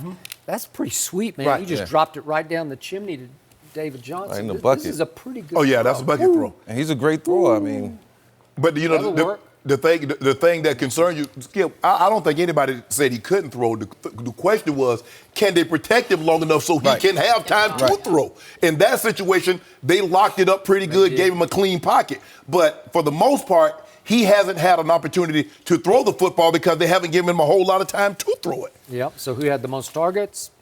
Larry. Fitzgerald. Good old Larry Fitzgerald. Larry But he's, Fitzgerald still- he's long in the tooth. He's getting near the end. But that's all you got right now. You got to throw 8 targets to Larry Fitz. Right. I still want to see him come up out of that spread formation a little more and get up under the center and, just run the football. Maybe two backs, single back sets. It's going to make a difference for him in this a game. language Cliff Kingsbury has never heard before. I just don't know how many games you can win and how successful you can be long-term, Skip, without letting the quarterback get up under center. And even Tom Brady, Skip, they throw a lot from the shotgun. A lot. But he gets up under that center. He gets up on when that rubber check the Super Bowl. When the rubber needed to meet the roll, he got up under center and he turned around and handed it to Sonny Michel. Okay. All right, well, I he's going agree. to look for his second career win. Next week, they host the Falcons. So. Oh, the Falcons a mess. The Falcons a mess, Skip. No mercy. Playing from behind the entire game allowed Dak Prescott to let it fly yesterday against the Packers. Dak threw for a career-high 463 passing yards in the 34-24 loss. Dak also had a pair of touchdowns and 3 interceptions. And after the game, he said that his career high didn't mean anything to him when it came with 3 picks and a loss. So, Michael Vick's still here. I want to start with you, Mike. What grade do you give Dak for his performance yesterday? I give Dak a C for his performance. Oh, my goodness. C minus. Oh, we just dropped to C minus because You know what? influenced I by had Hall him of Famer. at about a B plus right before he threw that interception in the first quarter. That ball was thrown behind Amari Cooper. And listen, it's a catchable ball. But, yes, he could have led him. But I just felt like they could never bounce back from that moment. That killed the whole morale. If they get 3 or 7 on that drive, I think it changed the whole dynamic of the game and where the Green Bay Packers stood as far as, their advancement of the football. But it just happened at a critical point in the game. And, yes, he went on to throw for 460 yards in a losing effort. But, the second and third interceptions was very critical. I think the second one could have been negated. There was a guy sitting in the flat, and he tried to force a ball. Bad idea. When the back was wide open in the flat, and that's why I thought he was going to go watching it from the TV. But greedy. Look, Dak has to be better, in games where, it's really needed. Versus the Saints, he didn't play well last week on one of the biggest stages of the season. He didn't perform, and the 416 yards was in garbage time. We just need Dak to play better, and of course, he needs more help from the guys around him. 12 rushes for Zeke, not enough. The offensive line just didn't play as well, and Dak, it affected his performance tremendously. Okay. What do you give? F? You already know. What? You already know what Go ahead. Professor Sharpe got it for. F. Failure, floundering, flunking, fluky. That's what he was yesterday, Skip Bayless. Dak threw 3 interceptions, could have had 2 more to made it 5. But like you say, did they catch him? No, but they did caught those other 3. Had 3. Okay, how many points did he score in the first half? So 0. And where we start from there? Even if I start you off at an A, I got to go drop you down. Go what? If you don't get no points in the first half. QBR. Now, Skip Bayless, Mike, I don't know if you noticed this. You said earlier it's the most overrated stat in football. When you said that. I didn't ask you. It's not your turn to talk. It's my turn to talk. I don't know if you know this, Mike, but Skip loved the stat QBR. It measures the quarterback play, takes running into accountability, 0 to 100. Dak Prescott yesterday threw for 463 yards, had a 27 QBR. 0 to 100, 50 is average. If you're 27, which is 23 under 50, which is average, is that good? So now you like wow! Now you're QBR man. I'm just asking Skip. I'm just saying. Can I ask you a question? Who leads the whole NFL in QBR after 5 weeks? He leading the league. Still your guy. You can't throw. Yes. It's an anomaly. It's impossible. Last 2 weeks. What did he do? What's his record last 2 weeks? Last 2 weeks with a backup quarterback. Yeah. That's lost. Okay, good. Okay. Those see what I'm looking at. Score 7-0, 14-0, 17-0, 24-0. I'm trying to look at that. I don't see nothing. It wasn't. At one point, the score was 31-3. Dak numbers was 13-24, 209, 0 touchdowns, 2 interceptions. Then what happened? Oh, hold on. What I need? See, the thing is, with the Skip Bayless, this is how Skip Bayless is. Skip Bayless want me to give him credit for putting out the fire at my house that he set. He started the fire at my house. He comes along with... I did not start a fire at your house. That's what that... I will never start a fire at your house. Not going to do that. I can't even get up there. I'm not allowed up in your neighborhood. No. Up in Bel Air? I can't get through the gate. I made sure to tell him, Bel Air if you see Skip Bayless, turn him around. but Dak Prescott, he put this team in harm's way. But you want to give him credit before what he did in the the late third quarter and fourth quarter with all those yards. No, Skip, he gets an F. He deserved an F. He's at an F. F. A little emphasis on that. I don't curse, but I'm tempted to use the F word back on you for what you just gave him. What do you got, Skip? Come on with it, Skip. So I'm going to give you that the first half was a struggle, but he made 2 what I thought were good throws in the first half, and I'm going to get to that in a second. But I give him a C for the first half. I give him a flat-out A+ for the second half because I've never seen anything quite like what Dak Prescott did through the second half. Down his star left tackle, star right tackle against 2 of the most hellacious pass rushers in football who were hanging all over him the entire second half, and he threw for 329 yards. And he had them in position to pull off what could have come down as the greatest comeback in regular season NFL history until they got robbed by the Kevin King play. And it was a flat-out robbery because Kevin King fouled Michael Gallup all the way through the top of the route. He is on him. It's assault and battery. If we could see the Kevin King play. Got to fight through that. Oh, you got to fight through it. This is way beyond the 5-yard zone where you can't get away. Here we go again. And here's the throw. And now let's look at what Kevin King actually did to create that space. He's just slapping him, grabbing him, pulling his head down, knocking him off the route. It's like two-hand punching with both hands. Lefts, rights, lefts, rights. It's a foul. And again, it would have been challenged and it would have been called a foul, except Jason Garrett was out of challenges. So Dak throws it where Gallup is supposed to be, and Kevin King is there because he's just basically thrown Gallup out of the play. And he returns at 15 yards, and they get a cheap field goal, which breaks the momentum and takes Dak out of that game at that point. But let's go back to the first half. Do you think the throw that Amari said after the game he should have caught that he's going to lose sleep over, do you think it was a bad throw? Was it a bad throw? Did he miss him?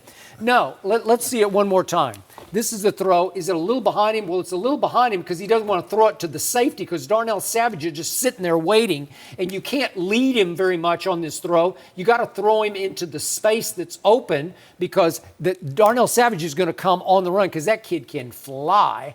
And Amari said, I had it. It's a lot of space.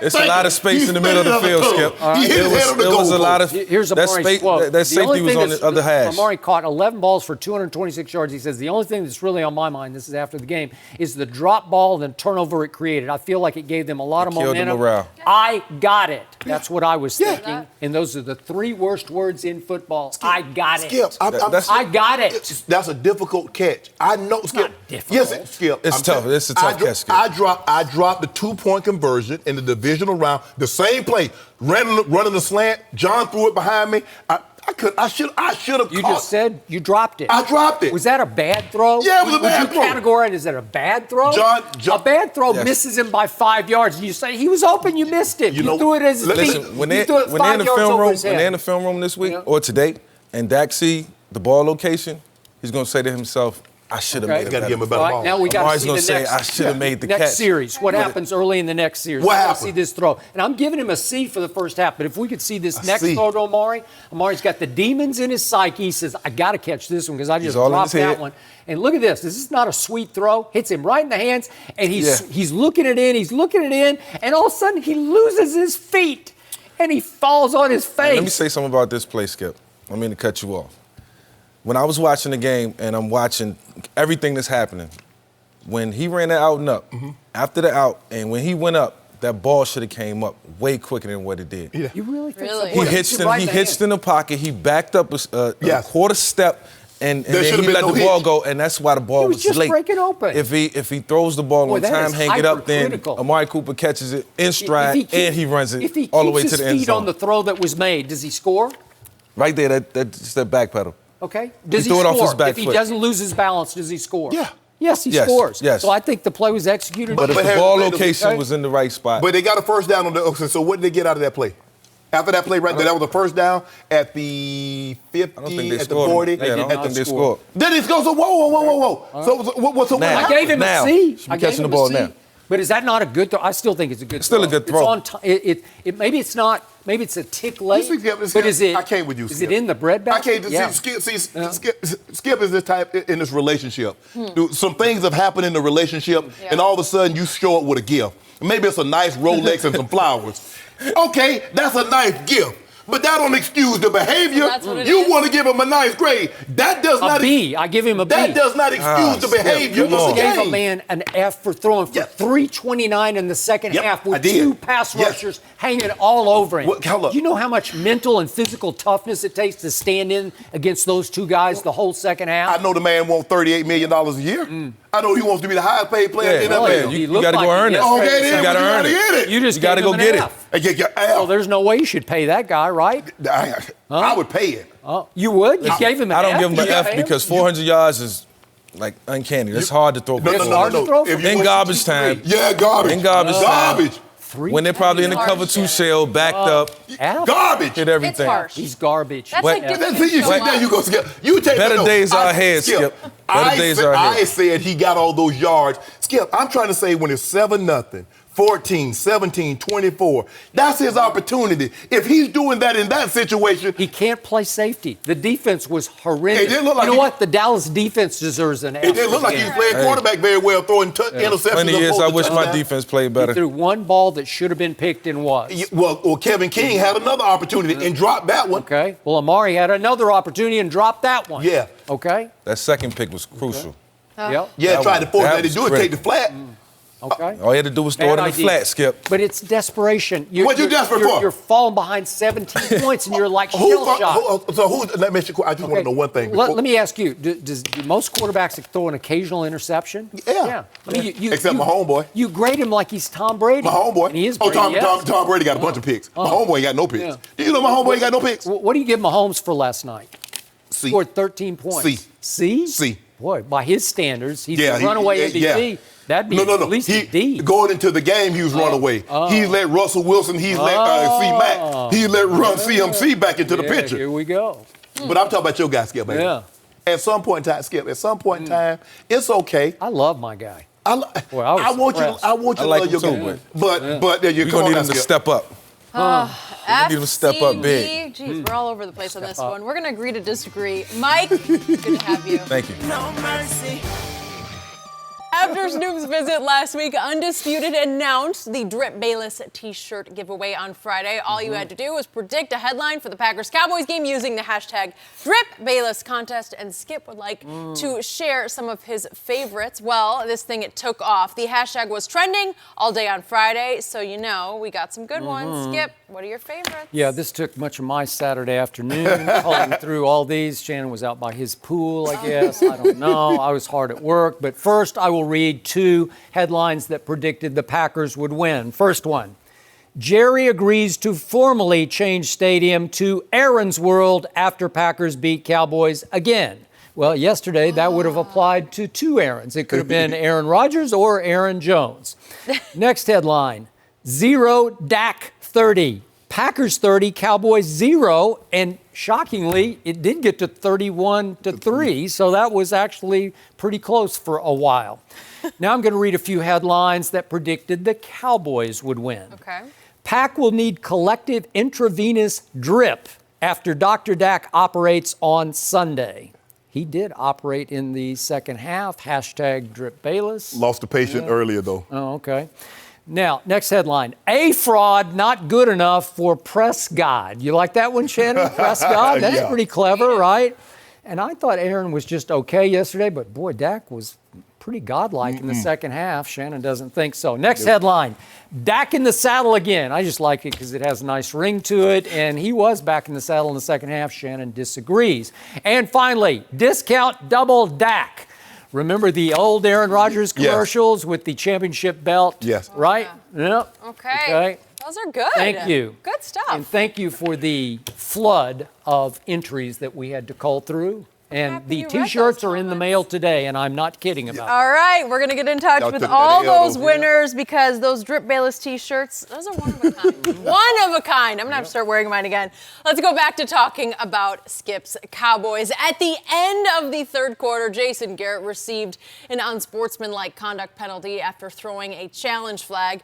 Garrett was challenging a catch made by Amari Cooper that was ruled out of bounds. After the game, referee Ron Torbert told reporters that the penalty on Garrett was for, quote, abusive language toward an official. Jerry Jones was not too happy with the reason behind the penalty. Take a listen. I'd like to know the circumstances behind it. They said abusive language is what they said. The officiating. Oh, I hope the little darling didn't hear something he hadn't heard before. We should all stop the wheel over that if he got abusive language. Shannon, do you think that Jason Garrett deserved a flag there? Hell yeah, he deserved a flag. Skip, this is not about whether or not the official have ever heard that type of language before. I'm sure these are officials. They've heard language before. But you can't direct that type of language at them. This had nothing to do with that play. This had everything to do with the play before, Skip, when he challenged Valdez-Scantling play on Jerry Brown. And the official said, Anthony Brown, excuse me. He said, if you don't like the call, throw the flag. And Jason Garrett politely, like he normally does, Skip, he tossed the flag. Sarcastic. Yes, he did. But this time around, he got upset, cut. Yeah. And the official threw the flag so high, like, let me try to throw it up out the middle. Like Pat Mahomes threw that football out of Arrowhead Stadium last night. They showed that last night, Skip. Skip, clearly he said something that crossed the line, or the official deemed that he crossed the line. Now, I have seen, now I don't know if it was directly at the head coach, but I've seen him throw unsportsmanlike conduct at the bench, Skip, because normally someone will say something, we don't know exactly who it is, and they attribute it to the bench. But we know this situation, this was a Jason Garrett. Jason Garrett said something that the official deemed inappropriate, and he flagged him for it. And Jerry can't say, well, I like to know the situation. The situation, it doesn't matter. And guess what? Now, I've heard coaches say, no matter what the situation, a player must maintain, keep his cool, maintain calm. That is true. Can't hurt the team. I'm going to leave it at that. So, for the first time all day long, I'm going to agree with you on a Cowboy topic. Really? The first thing I would like to say is I do not like to hear my owner/general manager yucking it up after a loss at home. Right. That was You a little lost. Weird. It was weird. And he's making jokes, and everybody's laughing. Little at darling. him. Yeah, little darling. Okay, now back to Jason Garrett. Jason Garrett does have a very shockingly foul mouth. We could see it on that Amazon Prime documentary that was up a year or so ago off the 2017 season. And Jason Garrett just standard talks to the team. It's foul. It's profane. Right. So he has that gear in him. And again, I covered Jason when he was a player. I've been around him a lot. Really nice guy with a really potty mouth. and when he goes off, and they call him red ball. You know, and his face was redder than his hair was. It was. At that point, where he was losing it the way you say players are not allowed to, or ordered not to lose it on the football field. So I'm with you on that. So this was the side judge, somebody named, where is this guy's name? Scott Edwards is the side judge. So he's in Jason's face. And all of a sudden, Jason slams the flag down, and I'm pretty sure he said something that crossed the line for Scott Edwards, right? And he wasn't fighting with Scott Edwards before, but you rarely see this. In fact, I don't remember this ever happening. I remember Barry Switzer in the 1994 NFC Championship game running onto the field to protest what he thought was pass interference on Dion on Michael Irvin. Correct. And it was pass interference because he armbarred him. But again, Barry Switzer added insult to injury because he ran on the field and got 15 yards. So the point was, I don't know if I've ever seen an abusive language foul on a coach, a flag thrown. And I'm pretty sure this deserved it. And I don't want to hear Jerry talking about the little darling's feelings got hurt. No, and Jerry knows, Skip, you know, because in the heat of the battle, guys say things all the time on the fish, throw a flag, and, you know, you can't say, that wasn't no flag. You can't do that because he's going to throw a flag on you. I'm sure he's been. Do you remember one for abusive language? No, not for a coach. Yeah. No. I don't. No. Now, I've seen him throw it on the side.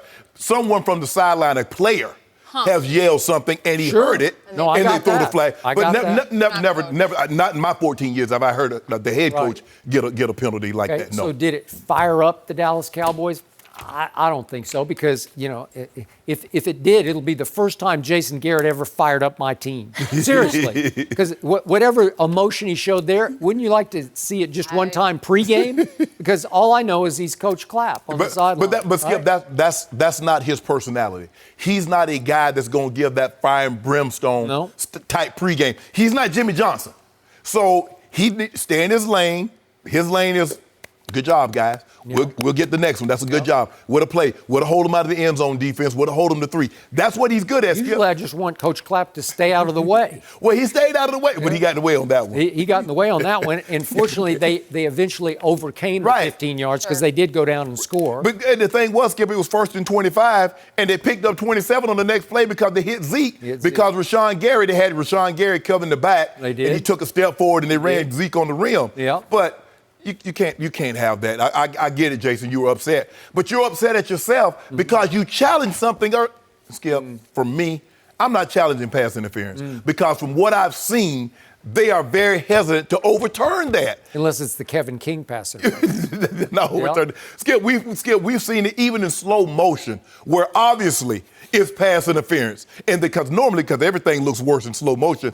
If they're not overturning it in slow motion in New York, they're not going to overturn it. And I get it because to my naked eye, Amari didn't look like I didn't see him touch that back foot. So I just thought he got one foot in also. So I can see why the official's like, no, he didn't get that in.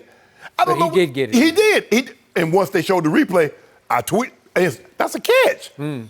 But and Kevin King did assault Michael Gallup. That was almost as bad as the non-call in the New Orleans the NFC Championship. No, Skip, that wasn't even close to being that egregious. That late in the game. It wasn't that egregious. No, it wasn't. Skip. Changed the game. Y'all took the L. Guess who was at my restaurant? See, if Jason Garrett had more control over himself, then he would have had a challenge left and could have challenged that. And guess who came to my restaurant with a nice bow tie, dressed, suited, and booted? Dak? Came from them old fresh hot ales. Yeah! And you gave him world-renowned. You gave him bottle service. 3:29 in the second half. You said, man, you deserve your own room. Guess what? I didn't have that many L's, so I only gave him like 6 L's. Really? Yeah. Okay. How nice of you. Interesting. Well, Patrick Mahomes was sitting out on the No, don't worry about that. We're not talking about my homeboy. No mercy. Washington fired head coach Jay Gruden early this morning following another blowout loss, this one to the Patriots. In his 6th season with the team, Gruden had only one playoff appearance and a record of 35-49-1. Over the weekend, videos also emerged of Gruden smoking and talking to a younger woman on a sidewalk. According to Pro Football Talk, these videos are at least a year old, just to keep that in perspective. So, Shannon, what do you make of this? I'm seeing a reoccurring theme, Skip. I don't know about you. Yep. Something happened very similar to, I think, the general manager, Scott McLuhan. It was some stuff got out that, he had a problem with the bottle. Now, all of a sudden, now this is being reported, this is a year and a half old. It's seemingly all of a sudden, it surfaces now. And you're suggesting? I ain't suggesting anything, because I don't really think you needed a reason. You don't need this video.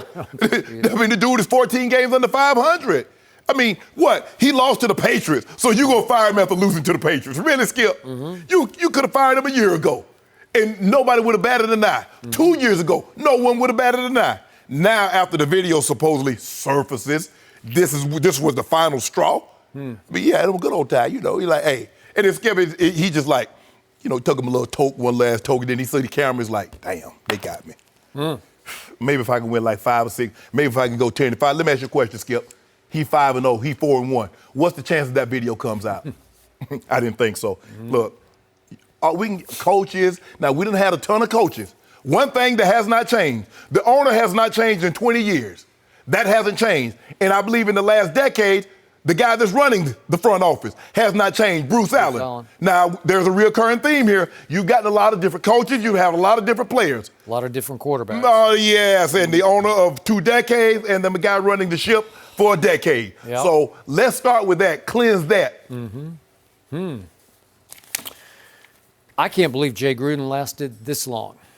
And it seemed like week to week this year, wasn't he almost begging to be fired? Yeah. He kept saying, well, I'm going to show up tomorrow and I'll keep doing what I've been doing. I don't know. If the key works, I guess I got a job. I guess if they don't change the locks on me, I guess I'll keep my job. Well, it's just a sad situation, and it starts with the owner, and then it goes to the general manager. And did they get a bad break losing Alex Smith? Yes, they did. Yeah. But still, Jay Gruden managed one playoff game, and that was at home with Kirk Cousins against Aaron Rodgers, and they lost. Yep. Okay? That's it. In 6 years, one playoff game, it's just not good enough. And to your point, 14 games under 500 and barely 2 winning seasons, because the next year they went 8-7-1 after their playoff season. Not good enough. Right. So what have I seen with Jay Gruden? What has been the recurring theme that I see?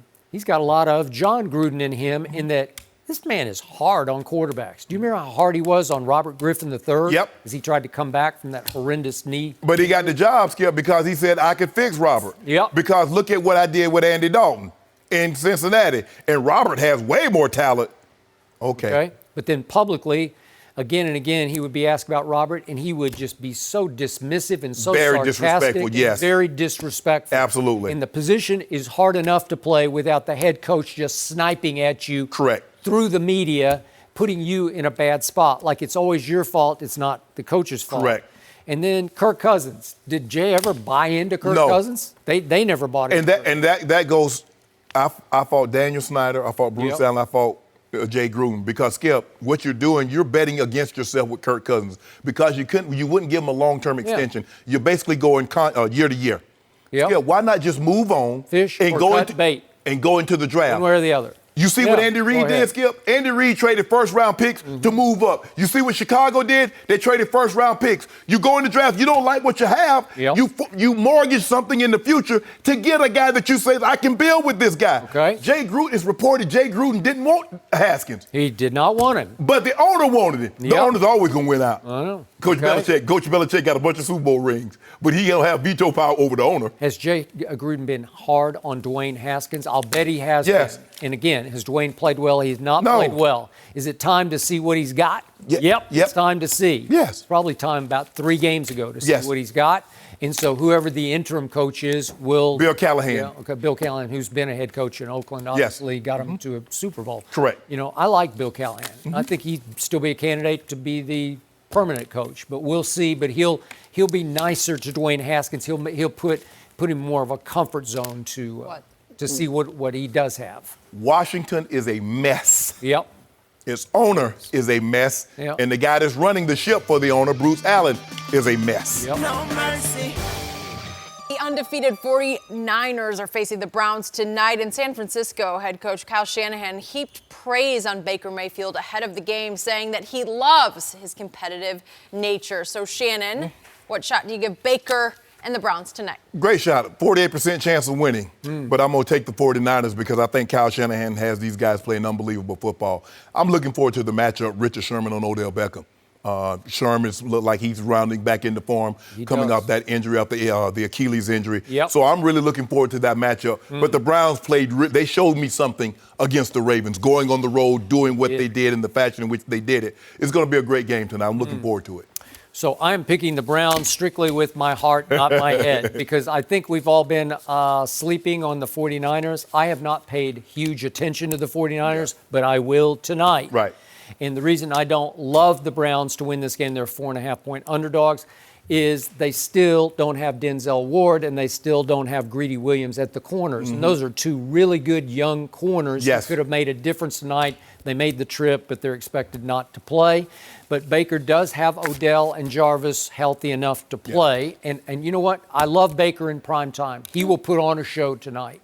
They need to go back to what they had success with in Baltimore. Skip, Nick Chubb needs to be featured heavily, especially when you go on the road, and crowd noise will be a factor. Let Chubb establish this thing. Now you can play action because Baker had that big day. They were able to play action. Chubb was able to run the ball. They rang up over 500 yards of offense. I got an idea some points are going to get scored tonight. Yeah, a lot of points. There's no question about that. Yep. But I love the way Kyle Shanahan has this team playing. Now it's looking like the team, like, okay, now you can see why they gave him that big money, that long contract, he and John Lynch, general manager John Lynch. Yep. Here we go. I got Baker. I hadn't been watching them. I got Jimmy G. We will all be watching them tonight. No mercy. Thanks for listening to the Undisputed Podcast. I'm Jenny Taft. Join us again at the same time tomorrow morning, 9:30 Eastern. We'll see you then. Fox Sports. One of one.